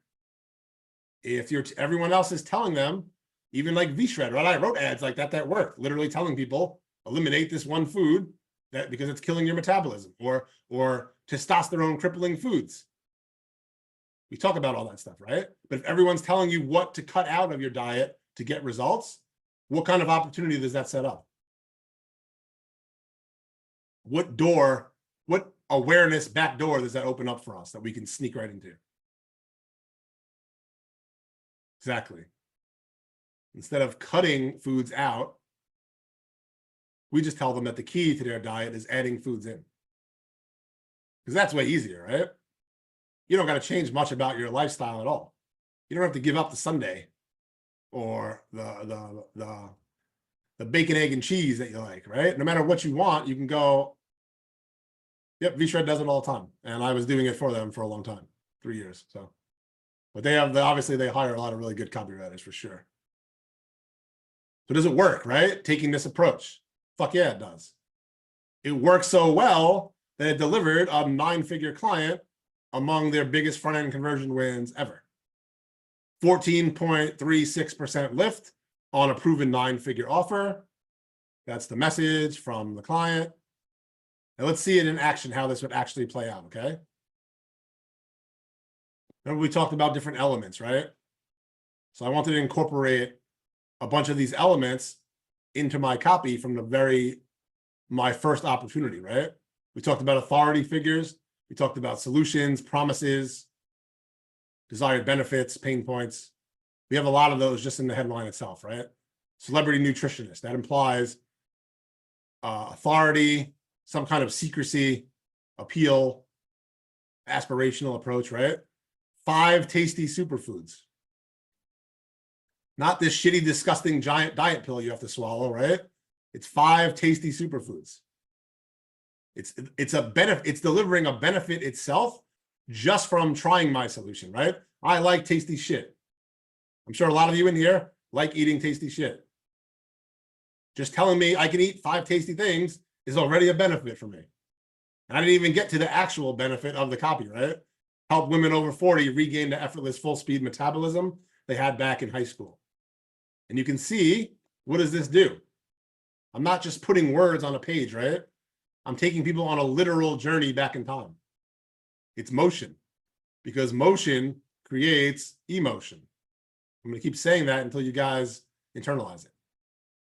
Here's how I started the lead, right? If you're a woman over the age of 40 and you're struggling to melt those stubborn pounds, then do yourself a favor and stop listening to all the so-called fat loss experts, because they have it all wrong. Here's why. Most of them like to tell you the things you have to cut out of your diet. You know, the wine, the chocolate, the carbs. Obviously, if I'm writing to a group of women over the age of 40, I'm going to target a lot of their forbidden foods that they don't want to give up, right? Pretty much anything fun. But according to the latest nutritional research, the real secret that's helping hundreds of thousands of women in their 40s, 50s, and 60s burn fat like they're back in high school again has very little to do with the foods you cut out of your diet and a lot to do with the foods you add in. Because these women are using 5 simple, tasty superfoods to support a supercharged metabolism and start burning through their stubborn fat faster than they have in years, or in some cases, decades. And that's a much smarter way to uncover the slim fit body you want. I mean, think about it. It's like I'm taking them back on a journey in time. I did it in the headline. I'm doing it again. And by the way, this is really compliant copy, right? All I'm doing, I'm not making any actual promises. I'm just saying, you add these 5 foods in, it's going to support a supercharged metabolism. And a result of that supercharged metabolism is to help you start burning through your stubborn fat faster than you have in years, or in some cases decades, right? And I'm not even saying that you can do it. So there's no direct claim here. All I'm doing is saying that hundreds of thousands of women in their 40s and 50s and 60s are already doing it. So I'm not making a direct claim to you. I'm telling you what's already happened, which makes it a lot harder to call BS on, right? And now I'm still following the lead to use that journey approach. I want to keep people in motion, right? Think about it. When you were a teen or in your 20s, did you have to worry about every little slice of pizza you enjoyed getting stored as stubborn fat around your belly, hips, thighs, or other troubled areas? This is all relatable pain points, right? And I'm not saying take this pill and it's going to help you burn stubborn fat from your belly, hips, thighs, and troubled areas. That's non-compliant. But saying when you were a teen or in your 20s, did you have to worry about that stuff? Of course not, because your metabolism was fast enough to burn it off with no problem. But as you get older and your hormones change and your metabolism slows down, that's when your weight starts creeping up on you. It starts with a few extra pounds here and there, but it adds up fast. Before you know it, you find yourself 30, 40, 50 pounds overweight. And worst of all, that weight refuses to budge, no matter how many restrictive diets or hardcore workout programs you try. So instead of feeling proud, confident, and happy, you start hiding from photos because you're ashamed of how you look in them. You start swapping out those cute little outfits that you used to love to wear for oversized clothes that cover up your trouble areas. It's a sad, stressful way to live, and it doesn't have to be this way, because by adding these 5 specific superfoods into your daily routine, you can help reignite your sluggish metabolism and give your body the support it needs to start melting through its stubborn fat stores quickly and efficiently, without having to swear off all the foods you love or torture yourself with some impossible to keep up with workouts. See, I'm just talking about, it's like structure function claims, right? All I'm actually directly promising is giving support. And giving support is actually activating processes in your body that help you do this stuff already. See, people want it. 9-figure offer that they hired a lot of A-list copywriters to try to beat. A lot of people weren't able to beat it. We got them a lift of one of their biggest front-end lifts over. And it's not magic, right? I didn't use no magic secrets. All I did was use the principles that I'm telling you guys about and the structures, right? I structured the anti-mechanism lead, because when you execute the anti-mechanism lead, you're not starting from scratch anymore. You're not trying to run at 100 miles per hour from a standing start. Already you're having a running start by leveraging all that built up momentum that was in the market from all those other competitors that have been educating the market on the opposite of what our solution is. Does that make sense to you guys? We're leveraging basically it's like running a relay race, right? We allowed all our competitors to get people moving for us, and then we just took over the baton and burned right past them by doing the opposite of what they did, which allowed us to introduce a new layer of novelty into the market. Does that make sense? We're going to move on. We got 6 more to go through. Let's see. Micro lead framework 2 is the microscopic inspection. Inside CA Labs agency, we used to call it the look closer lead. This is actually one of Stefan's go-to leads. I'm pretty sure he's testing on almost every offer within his agency right now. And I think it's been that way from the beginning, right? We usually hand out a lot of micro leads to clients.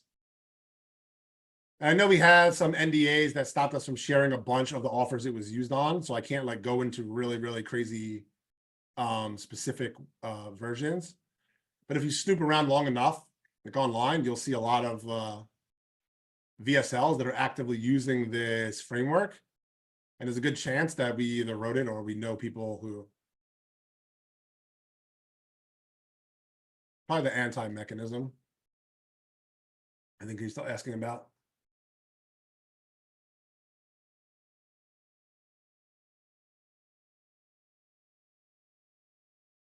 Yeah, I'd love to see people's guesses on what those were. Can you go back up to it? Yep.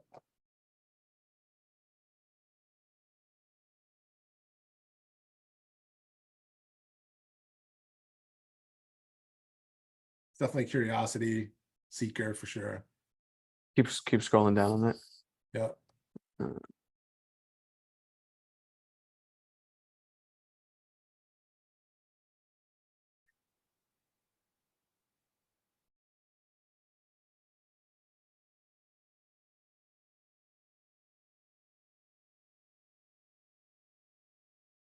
There's some like self-interest in there too, like we're actually taking care of the user.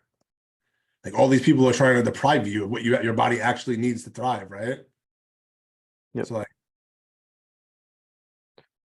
Yeah, I mean, there's also, I mean, the seeker is there, right? Like, so when you've identified like the problem that you already have, which in this case is weight loss, if you tell people there's the solution and you make that compelling and you say it in an interesting way and in a trustworthy way that they believe there's actually a solution, that alone is enough to let this berry up. And then whatever sort of emotions that they naturally have tied to losing weight, those are going to come along for the ride as well, which are often the lover, it's often the nurturer. There's also, you know, like some of the like the play system in here as well, right? Getting back to enjoying foods, enjoying fun.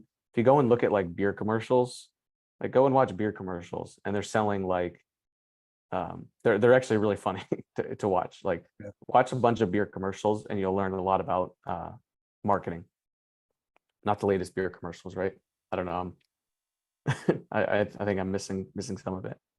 But they're selling fun. They're selling that the experience. And that's a lot what's on here as well, right? You don't have to deprive yourself. You get to have there's a lot of fun. status level stuff too, right? We're kind of implying that like you're gonna go back to where you were in high school, which is gonna be like an envy, make you envious of your friends. So there's like influence involved. It's definitely activating multiple buyer agendas, right? And the thing is, you want to activate as many as you can without triggering conflicting ones is the best way to do it, right? You don't have to settle on just one if you can activate multiple at the same time. You just need to be aware of what the most dominant one is, because if what you're saying is going to be in contrast of what the dominant one vibes with, and they're going to like put their foot down, right, to stop your message.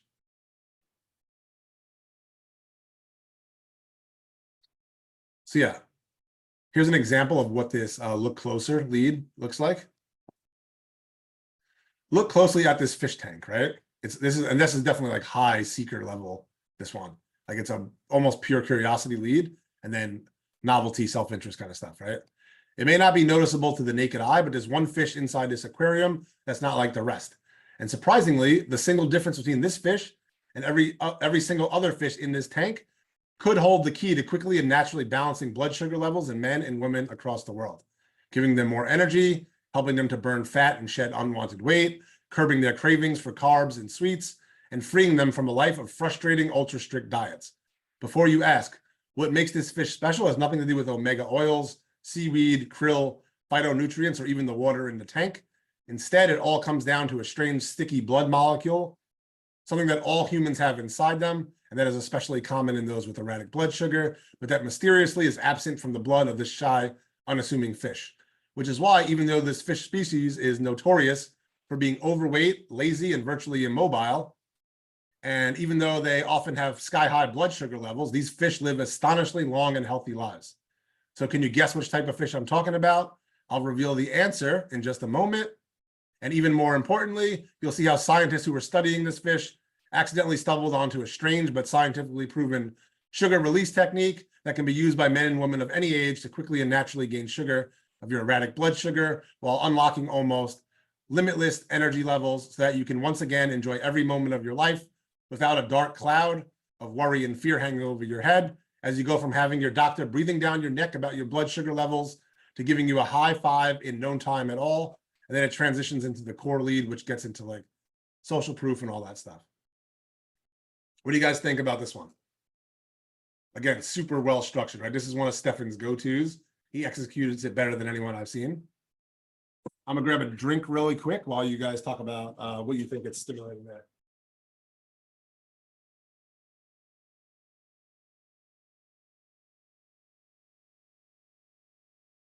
Tons of imagery, right?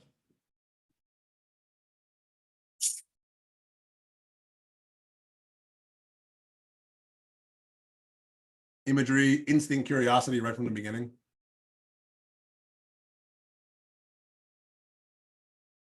It doesn't really give you a chance to even call bullshit because it's not making any claims on your blood pressure. It's causing you, it's distracting you with a little bit of a riddle, right? Trying to find out what fish is unlike the rest. And then relating that massive curiosity directly to an impactful benefit, right?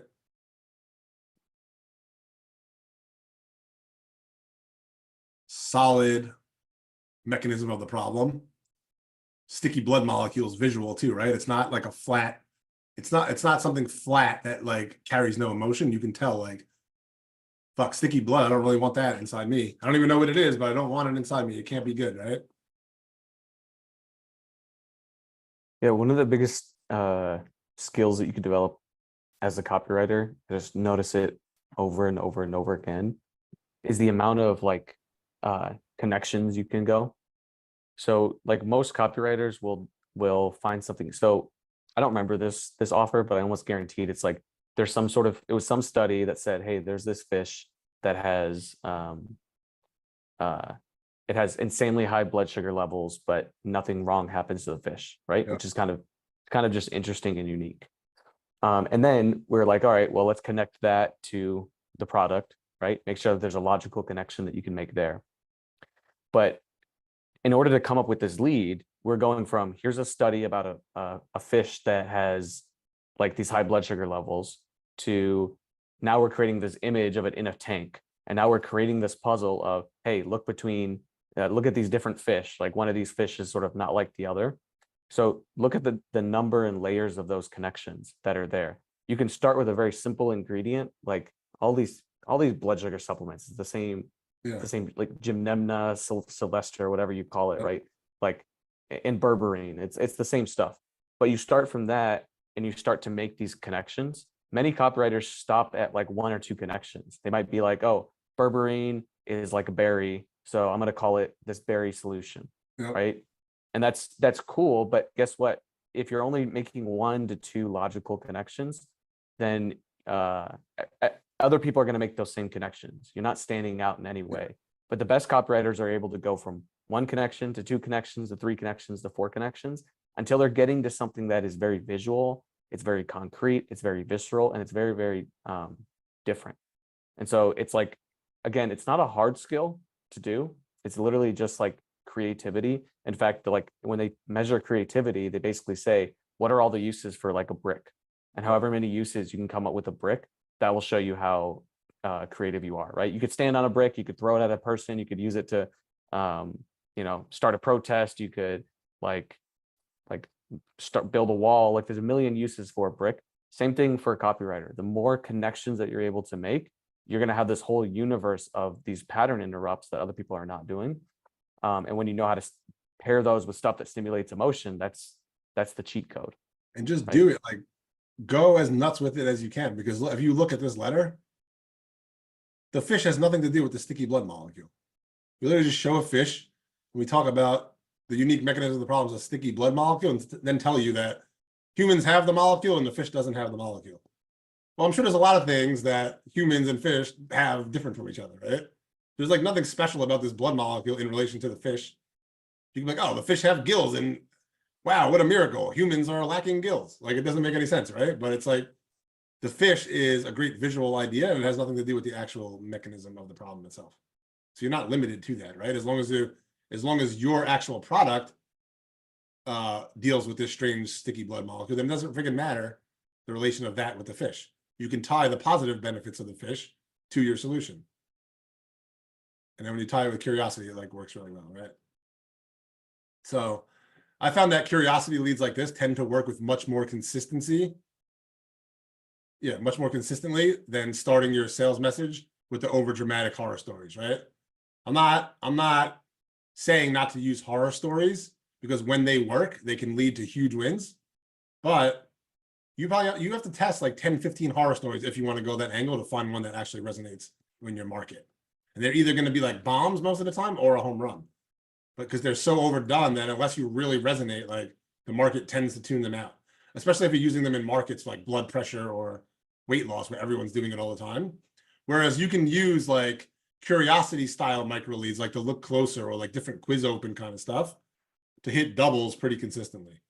You might not always hit a home run, but your chances of getting a solid winner is higher with these leads. They're more consistent. And that's something I found going back for like years. So micro lead number 3, the tale of two twins, or what's the difference, right? I shared this micro lead a few months ago, an actual AI template for it.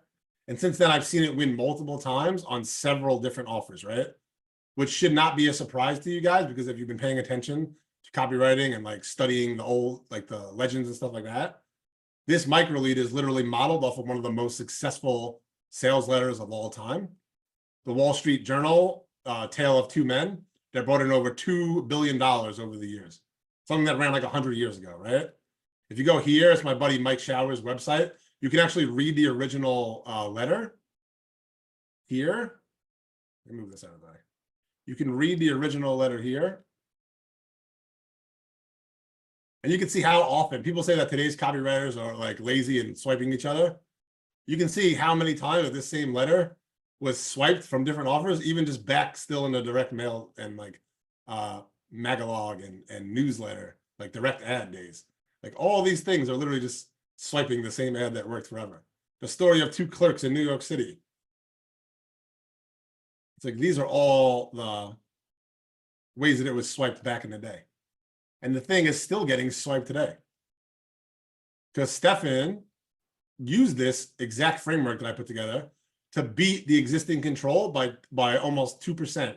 I mean, almost 2x for a pet health brand that we were partnered on. So like James Klein actually runs the brand. He posted this on Facebook when Stefan wrote the letter, and it doubled the conversions by almost 2x. What was the actual lead that he used? I mean, we can go right here.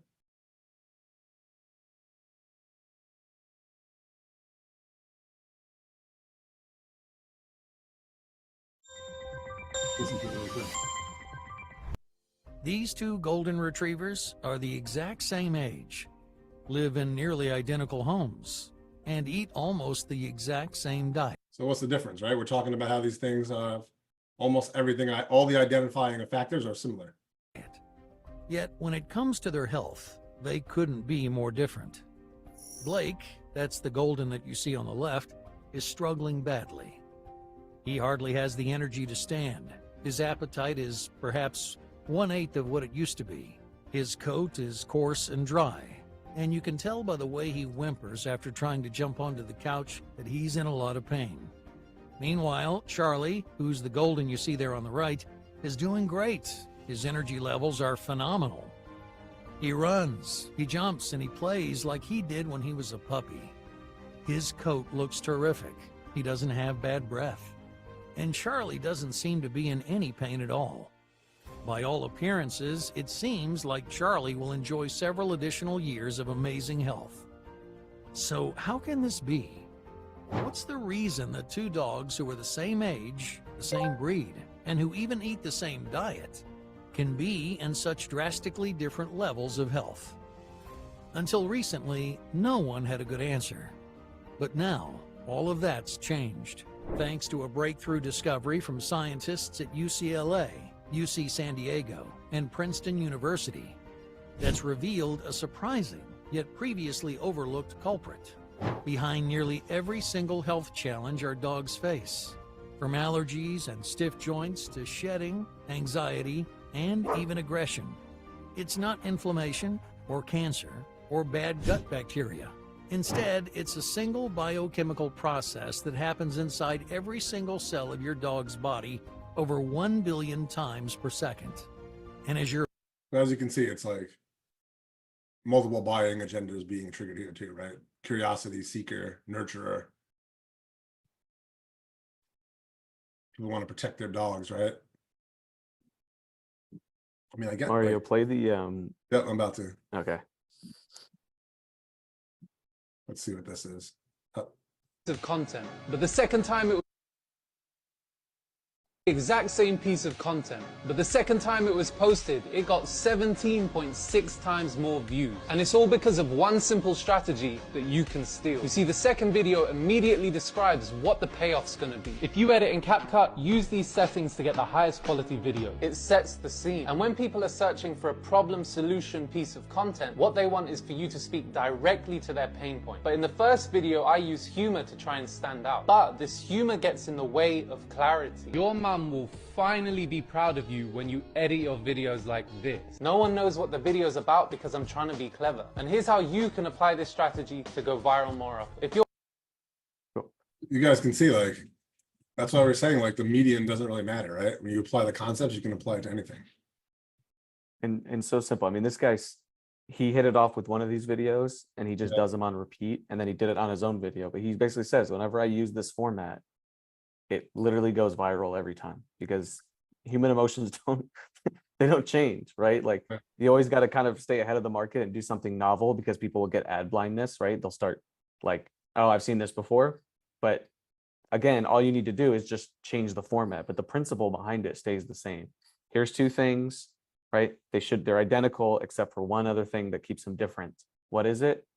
Like, yeah, I hate how primitive we humans are. Yeah. You don't got to get fancy with it. It's just literally like the same formula on repeat. I Right. have the secret that I'm going to show you. It's the one thing that makes the difference and changes everything.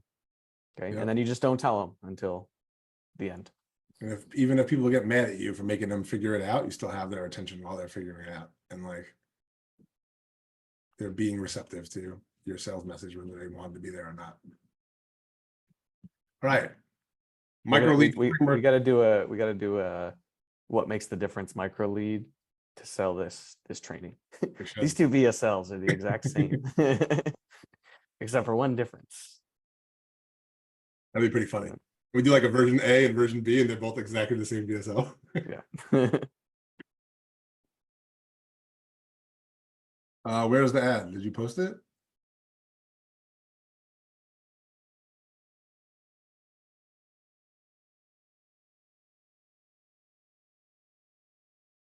Yeah, you can do it. You can do it as a before and after. I mean, I'm not gonna go look in the Facebook library now. I have like 15 minutes to get through the whole thing. If you post a link, we can look at it. I got 4 more to get through. Or you could just bring it to the call tomorrow, right? Feedback call. We can look Yeah, at that. bring it to the call tomorrow. So micro lead framework number 4, right? Department of Truth. This is one of my favorite ones because I use this a lot. That's probably why I lied about not being sentimental. Anyway, very few people are comfortable taking accountability, right? Most people want to justify their failures and blame others for the struggles in their life.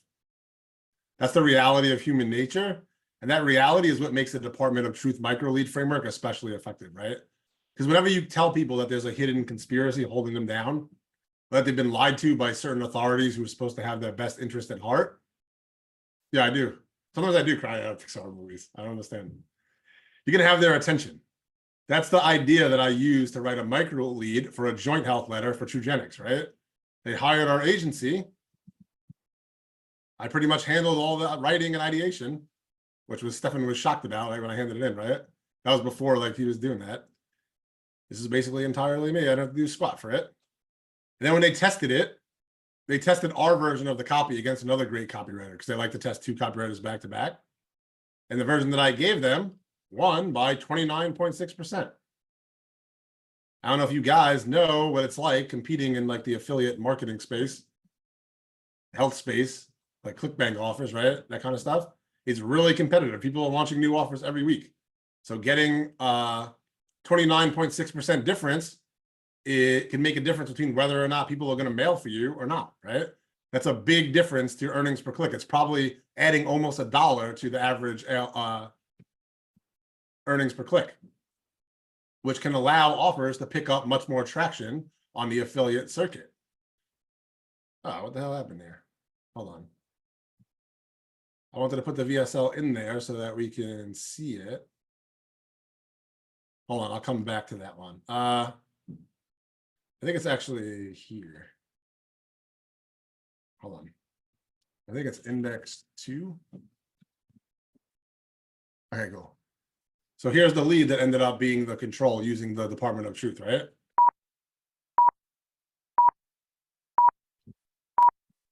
Everything you've been told about joint pain is an outright lie. Because if chronic joint pain is really caused by aging or injury or wear and tear, why is it that some lifelong runners who have practically zero healthy cartilage left, whose joints are literally bone on bone, can run full marathons and complete triathlons without the slightest twinge of pain, while regular folks with much less visible wear and tear suffer excruciating, life-ruining pain just to perform simple tasks like getting out of bed, walking down the stairs, putting on their clothes, or opening food jars? It just doesn't make sense. And now, thanks to shocking research from Duke University School of Medicine and Harvard Medical School, we finally know the truth. Chronic joint pain that is experienced by millions isn't actually caused by aging or wear and tear. Instead, it's caused by something called leaky joint syndrome, a vicious condition where our bodies get tricked into launching destructive inflammatory attacks on our own joints.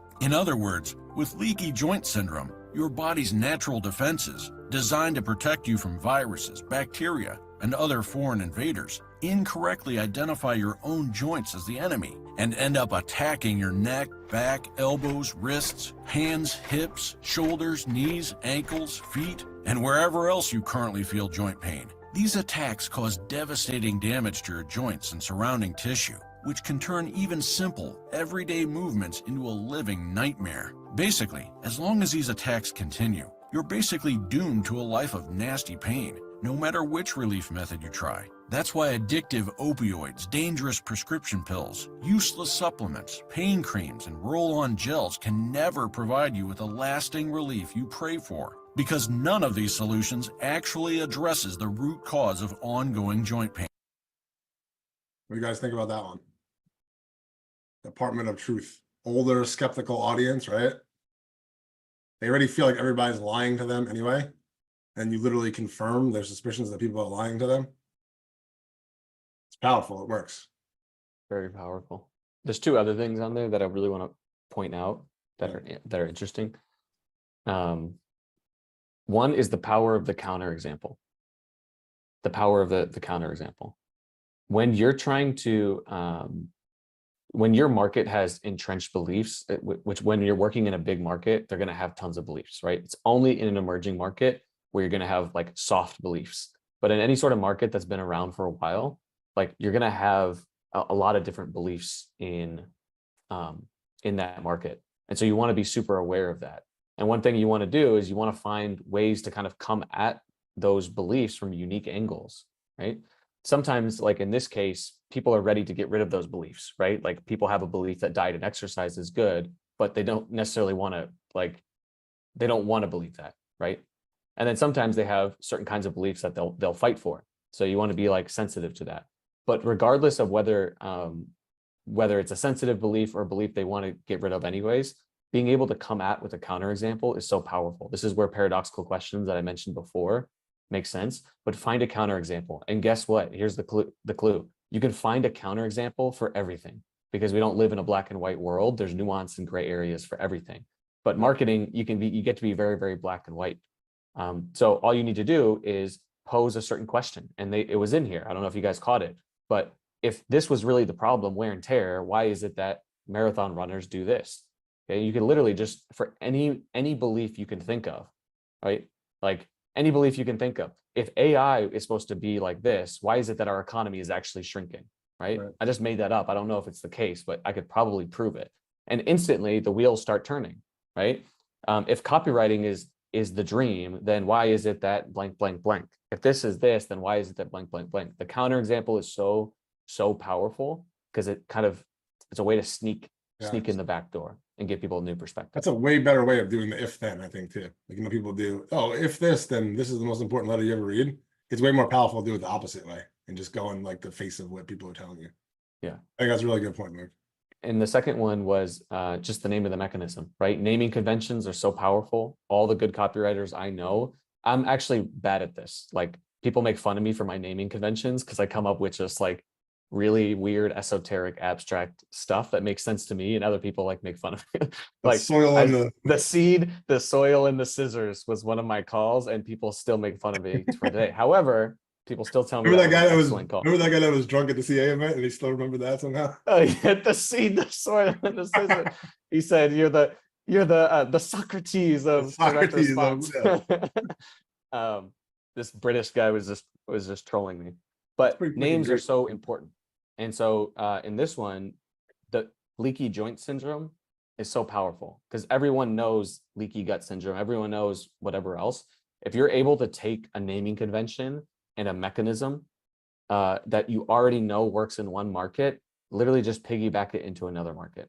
It's so powerful. Like keep it simple. Sometimes you spend so much time trying to reinvent something, but if this whole idea of a leaky blank syndrome is already working in one market, that means that it has some sort of fit with the way that our minds are working. It means something to people. So leaky joint syndrome makes sense, right? And I've seen it, you'll see it all over. Leaky brain syndrome, leaky heart syndrome, leaky valve syndrome, leaky prostate syndrome. Like there's all these different ways to play around with it. So those are two things that I think were really powerful, a little bit subtle and very, very simple. So I want to do a point those joint out. pain offer for somebody where it's about like stiff connective tissue, and I want to do one about Tin Man syndrome. I remember Nice, coming up nice, with that at one of the CA events, and I need somebody to hire me for a joint pain letter so I can do it. nice. Well, I think TrueGenix is going to hire me for a joint litter, so I got to Nice. beat Good man. Mario's control. Should Nice. be easy. Yeah, because now you know all the fucking secrets. I got to kick you out. Anyway, there's something interesting about that joint pain letter, though. I actually gave it to them with multiple micro leads, and it turned out that multiple micro leads both performed really well. So, like, you guys are worried about, oh, which micro lead structure to use, or what buying agenda do I need to trigger? It's not like a yes or no, right or wrong answer. It's find powerful agendas to trigger, different micro lead frameworks to attempt, and maybe more than one is going to work. So like I gave them multiple micro leads, both of them performed well. This one was actually the control for a while on main email traffic. And I knew it would do well because if you look at this product itself, it's basically just selling a collagen supplement, right? And if you guys know, like if you guys were in marketing for a while, you know collagen is one of the most oversold supplements there are, right? It's super commoditized that way. So that's going to be the fucking star ingredient of the product that I'm tasked for writing. I kind of have like a disadvantage that I have to overcome. And that, when you use commoditized products like that, that's when you'd want to use a lead like this called the Journey Around the World. And just check this out. This is how you add a lot of sexiness to drama and drama to commoditized products.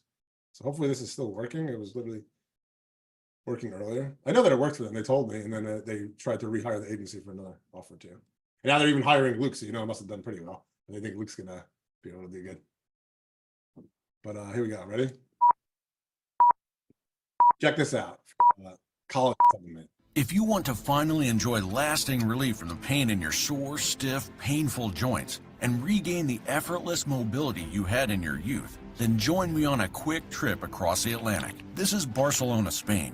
It's widely regarded as one of the most beautiful and romantic cities on Earth. Yet, more than 86 years ago, this wonderful city spiraled into chaos and pure destruction, with its own citizens fighting against one another during one of the bloodiest civil wars of all time. But I'm not here to give you a history lesson. The reason I'm telling you this is because, according to shocking, cutting-edge research from Duke University School of Medicine and Harvard Medical School, there's an equally devastating civil war taking place inside your body right now.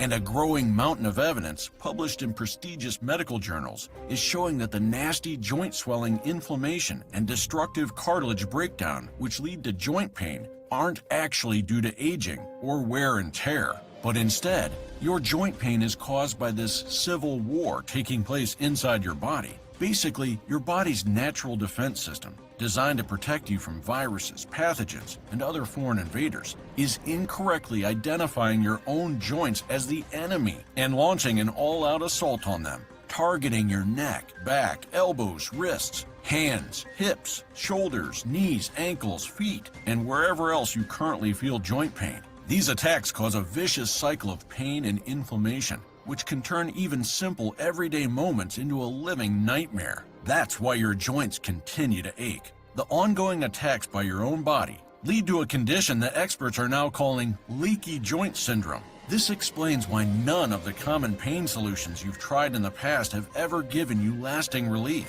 You know the usual suspects, the addictive and dangerous opioids, the over-the-counter anti-inflammatories, the topical creams, CBD oils, and roll-on gels, even natural supplements like turmeric, glucosamine, This is and one of my favorite hydrolyzed solutions collagen. that I can- If you've tried any of those before, I bet you are likely frustrated and disappointed. And now we know why. Because they don't do anything to address the actual underlying cause of painful joints. Instead, they only deal with the symptoms of your joint problem. Symptoms like pain and stiffness. This means they might offer temporary relief, but masks the actual problem, which is like bringing a broom into a war zone and attempting to sweep up while the enemy is still dropping bombs. Obviously, that's not going to get you very far. If you want true, lasting relief, you need to end the war and get your body to stop attacking your joints so they can finally heal. Luckily, the smart scientists at Harvard Medical School have found a simple solution.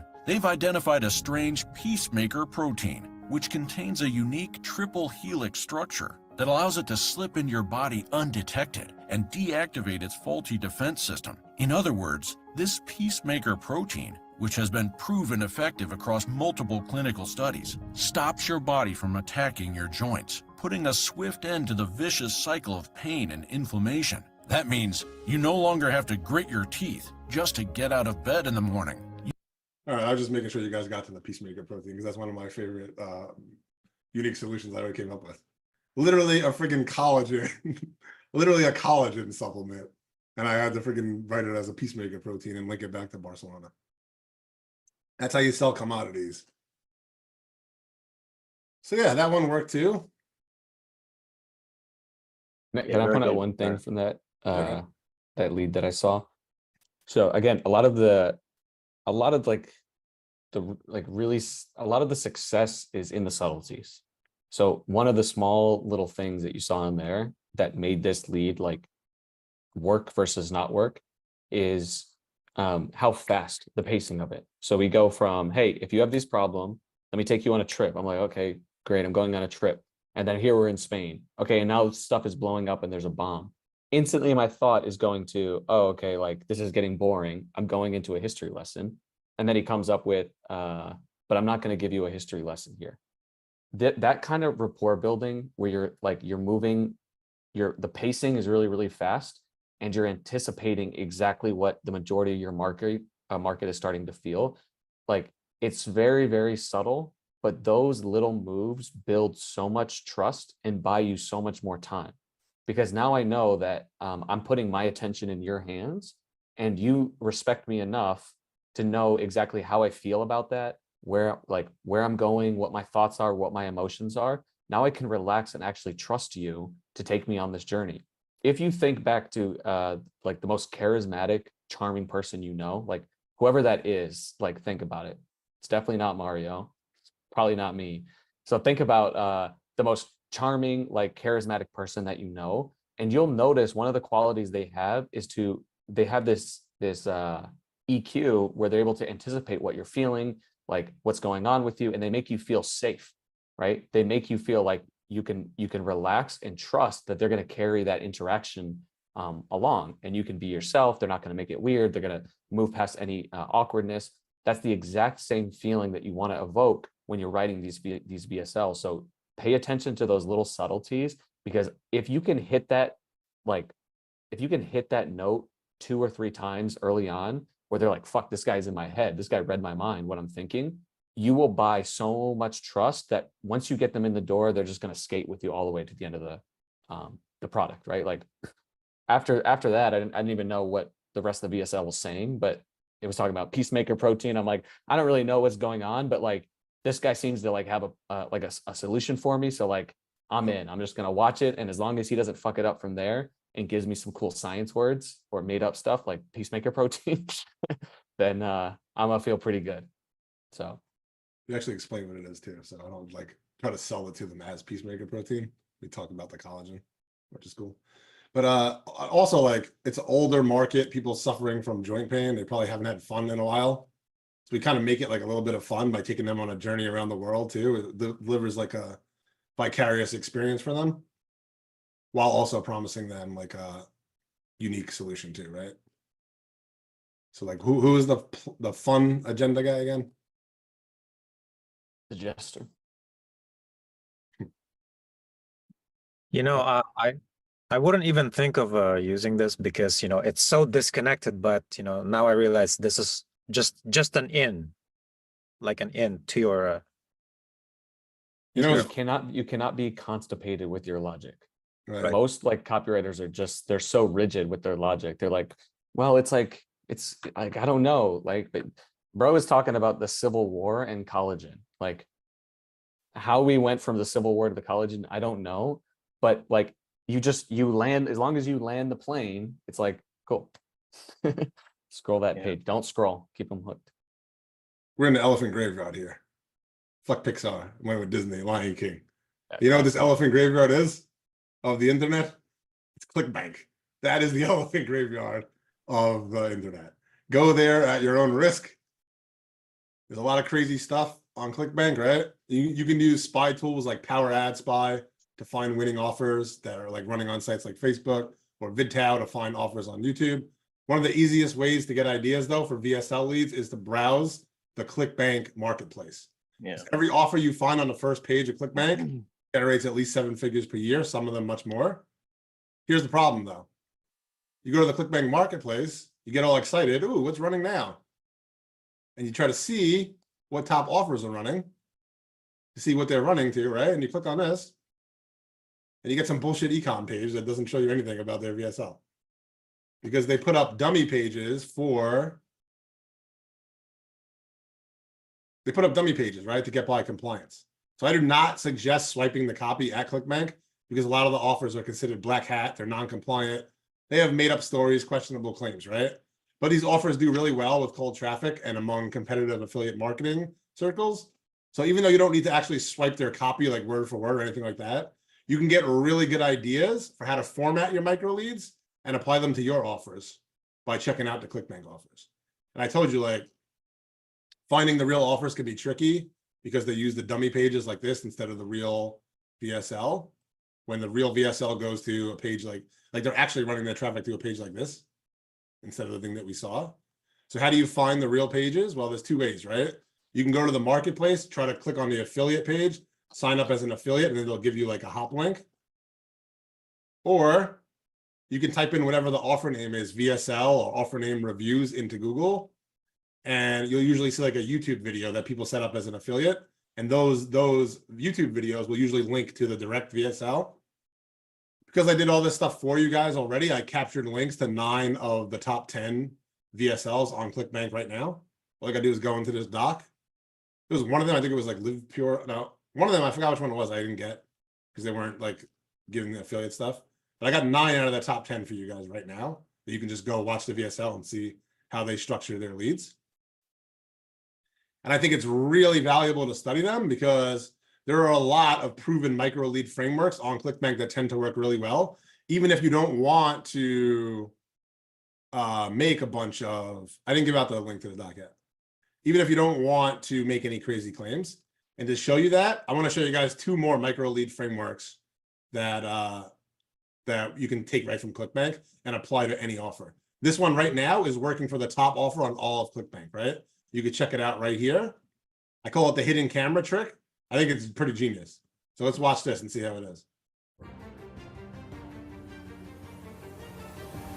Okay, I'm staying at my sister's house and something strange is going on. Look at this. These are Grace's jeans from just a few weeks ago, and these are her jeans now. It's crazy. How is she doing this? And it gets even weirder. Grace is telling her friends that it's because of the gym, but it's not. She hates the gym. And this is my sister's fridge. Look at all the food. She eats this every day, and she's still losing weight. Okay, I'm on to something. What's weird is every morning, her husband Tom too gets something from the kitchen cabinet and takes it with her and then shuts herself in the bathroom. What are they doing in there to get so slim so quickly? There goes Grace again to do her secret weight loss method. Off to the kitchen. There Grace goes again. What is she doing? Enough is enough. I want to know what's going on. I'm going to follow her. I know, why they not?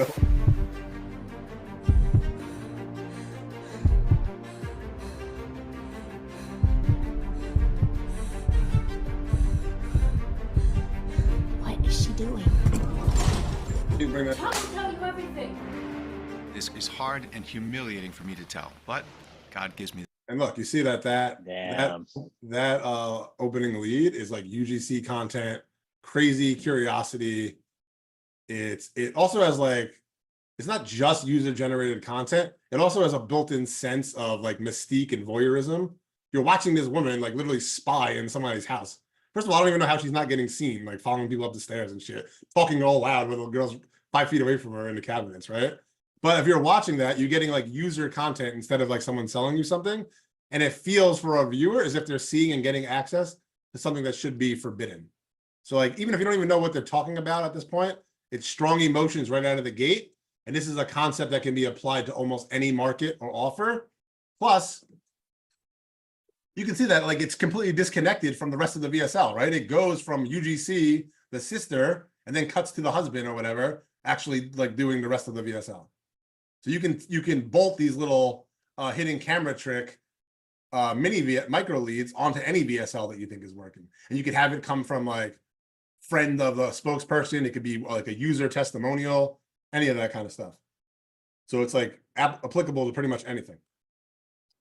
One more, I know we're already 10 minutes over time. Another micro lead that I want to show you guys is called the Horror Report. And it comes from the #2 offer on ClickBank that's called Sugar Defender. It's a really controversial offer because it's about treating diabetes. And personally, I stay away from all those kind of offers with any kinds of disease claims.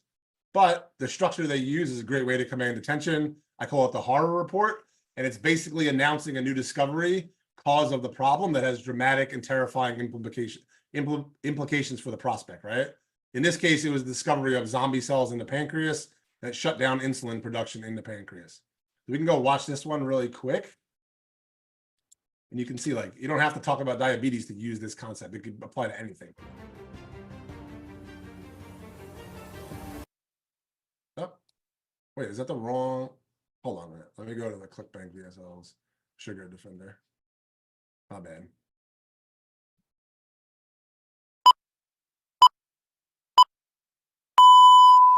It took everyone by surprise. A team of cellular experts at the University of Dusseldorf in Germany took a closer look at the pancreas of 260 diabetics using high-tech phase contrast microscopes. What they found was straight out of a sci-fi movie. The pancreas was smothered in a toxic blanket of zombie cells, not quite dead, but not fully alive either.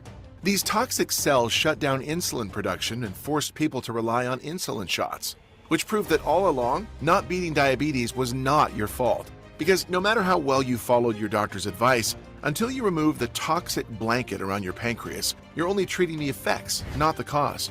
In the next 4 minutes, I'll show you how anyone at any age can target and eliminate. This would not even be microlead anymore, right? But you see how it's like creating a really horrifying image, like terrifying image that's inside your body.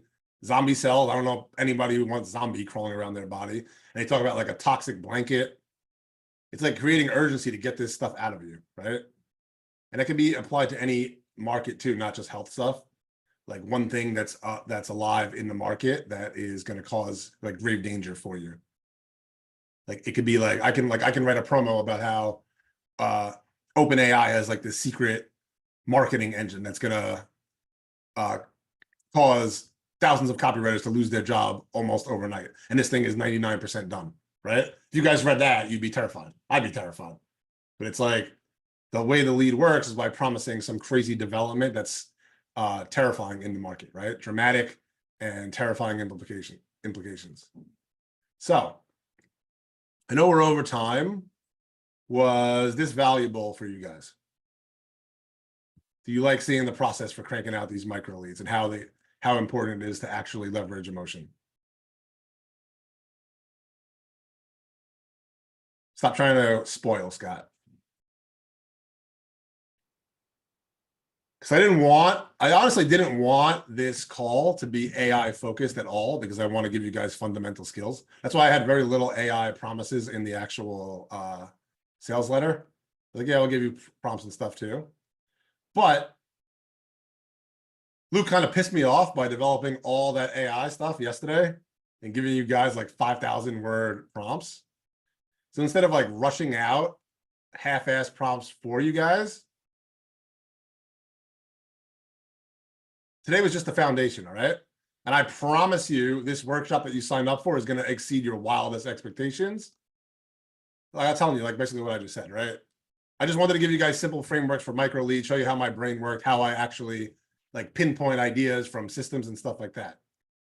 But now, every single micro lead template framework that we talked about today, I'm now going to go back and turn into highly detailed AI prompts. And not only will these prompts contain all the full transcripts and strategic breakdowns of these micro leads, I'm going to give you like micro lead codes that will actually allow you to generate compelling micro leads in any niche by using AI. And you guys got to give me a couple of days, probably like within a week, and I'll upload all 7 of these micro lead frameworks that we went over today into fully fleshed out AI prompts that you guys can run into any market. Because it's going to take me a while, right? Because in order to get them to work, I have to actually write micro leads in various niches following each of the frameworks.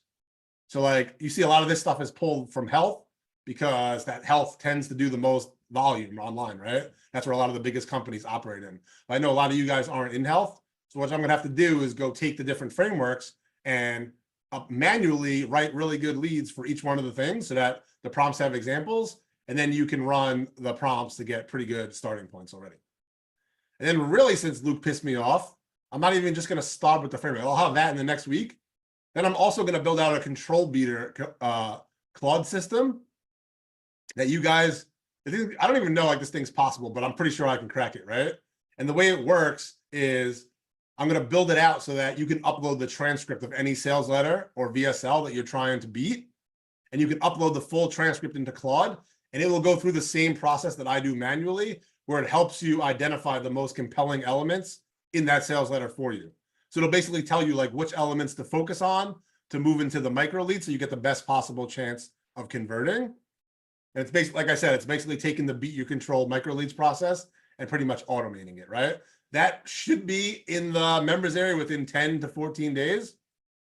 And then finally, the one thing I'm going to really try to build out, which I've never seen anybody even do anything close to, is build out a micro leads machine that I'm pretty sure I can. So like you got to give me like up to a month to do this, right? It'll probably be quicker because I really want to do it.